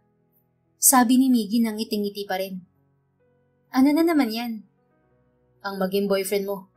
Nagkaamin na tayo ng feelings. Siguro naman, pwede na tayong maging official na magkasintahan. Ako din may plano eh. Sabi naman ni Mara. Ano yun? Ang mahalin at alagaan ka habang buhay. Naluluhang sabi ni Mara. I will do the same, sweetheart. I love you so much. At inilabas ni Miggy ang singsing sa kalumuhod. Mara, babe, pwede bang madaliin na natin ang lahat? Pakasalan mo na rin ako. Total, doon din naman tayo pupunta. Grabe namang bilis mo. Tanungin mo muna si Mama kung payag siya. Bumaling ang tingin nila pareho kay Aling Alma nang ngiting-ngiti, sabay sumenyas ng approve. Kaya naman, walang pagsidlan ng kaligayahan ni Miggy habang isinusuot ang singsing kay Mara. Sa tuwa pa nga nito ay binuhat nito si Mara at pinupog ng halik sa pisngi. Kahit na-engage na sila ay hindi muna sila nagpakasal. May pangako pa sila kay Aling Alma na aayusin muna ang takbo ng farm. Gaya ng plano, ginamit ni Miggy ang kanyang ipon para mapaunlad ang farm. Naging official investor siya ng farm ni Mara dahil yun ang gusto ng dalaga at ni Aling Alma. At dahil sa sipag at tiyaga ng magnobyo, ay talaga namang lumago ang farm sa halos 2 taon nilang pagsusumikap. Kumikita na ito ng maayos at marami na rin silang naging tauhan. Nakilala sa kanilang lugar ang farm nila bilang pinakamalago at pinakamaraming hayop at tanim. Dahil sa impluwensya ni Miggy, nagkaroon sila ng maraming kliyente ng gulay at prutas sa Manila. Sinisimulan na rin nilang pasukin ng dairy business. Makalipas ang 3 taon ay nagpa siya ng magpakasal si Miggy at Mara. Maayos na naman ang farm kaya pagpapamilya naman ang kanilang haharapin. Wala ring nagawa ang mama ni Miggy kundi tanggapin ang naging desisyon ni Miggy. Hindi rin naman nakatiis ang ginang at natanggap na rin ito si Mara. Humingi na rin ng tawad si Doña Marina sa pamilya ni Mara. Tumutulong na rin si Miggy sa negosyo ng mama at papa niya. Hindi na nag-aral pa ng law si Mara. Sa halip ay pinag-igina lamang niya ang negosyo nila ni Miggy. Naging masaya ang pagsasama ng mag-asawa at nagkaroon sila ng 3 mga magagandang anak na babae. Ang mga supling nila ang naging dahilan kaya lalong bumait ang ina ni Miggy. Iyon naman ang hiling ng mga ito noon pa kay Miggy, ang tumino at magkaroon ng pamilya na si Mara ang nagbigay katuparan. Natutuwa si Miggy dahil apo lang pala ang kulang para maging makatao ang mama niya at tanggapin ang katotohanan na hindi lahat ng bagay at tao ay kayang tumbasan ng pera. The end. Kung nagustuhan mo ang istoryang ito, please don't forget to like, comment, and share it with your friends.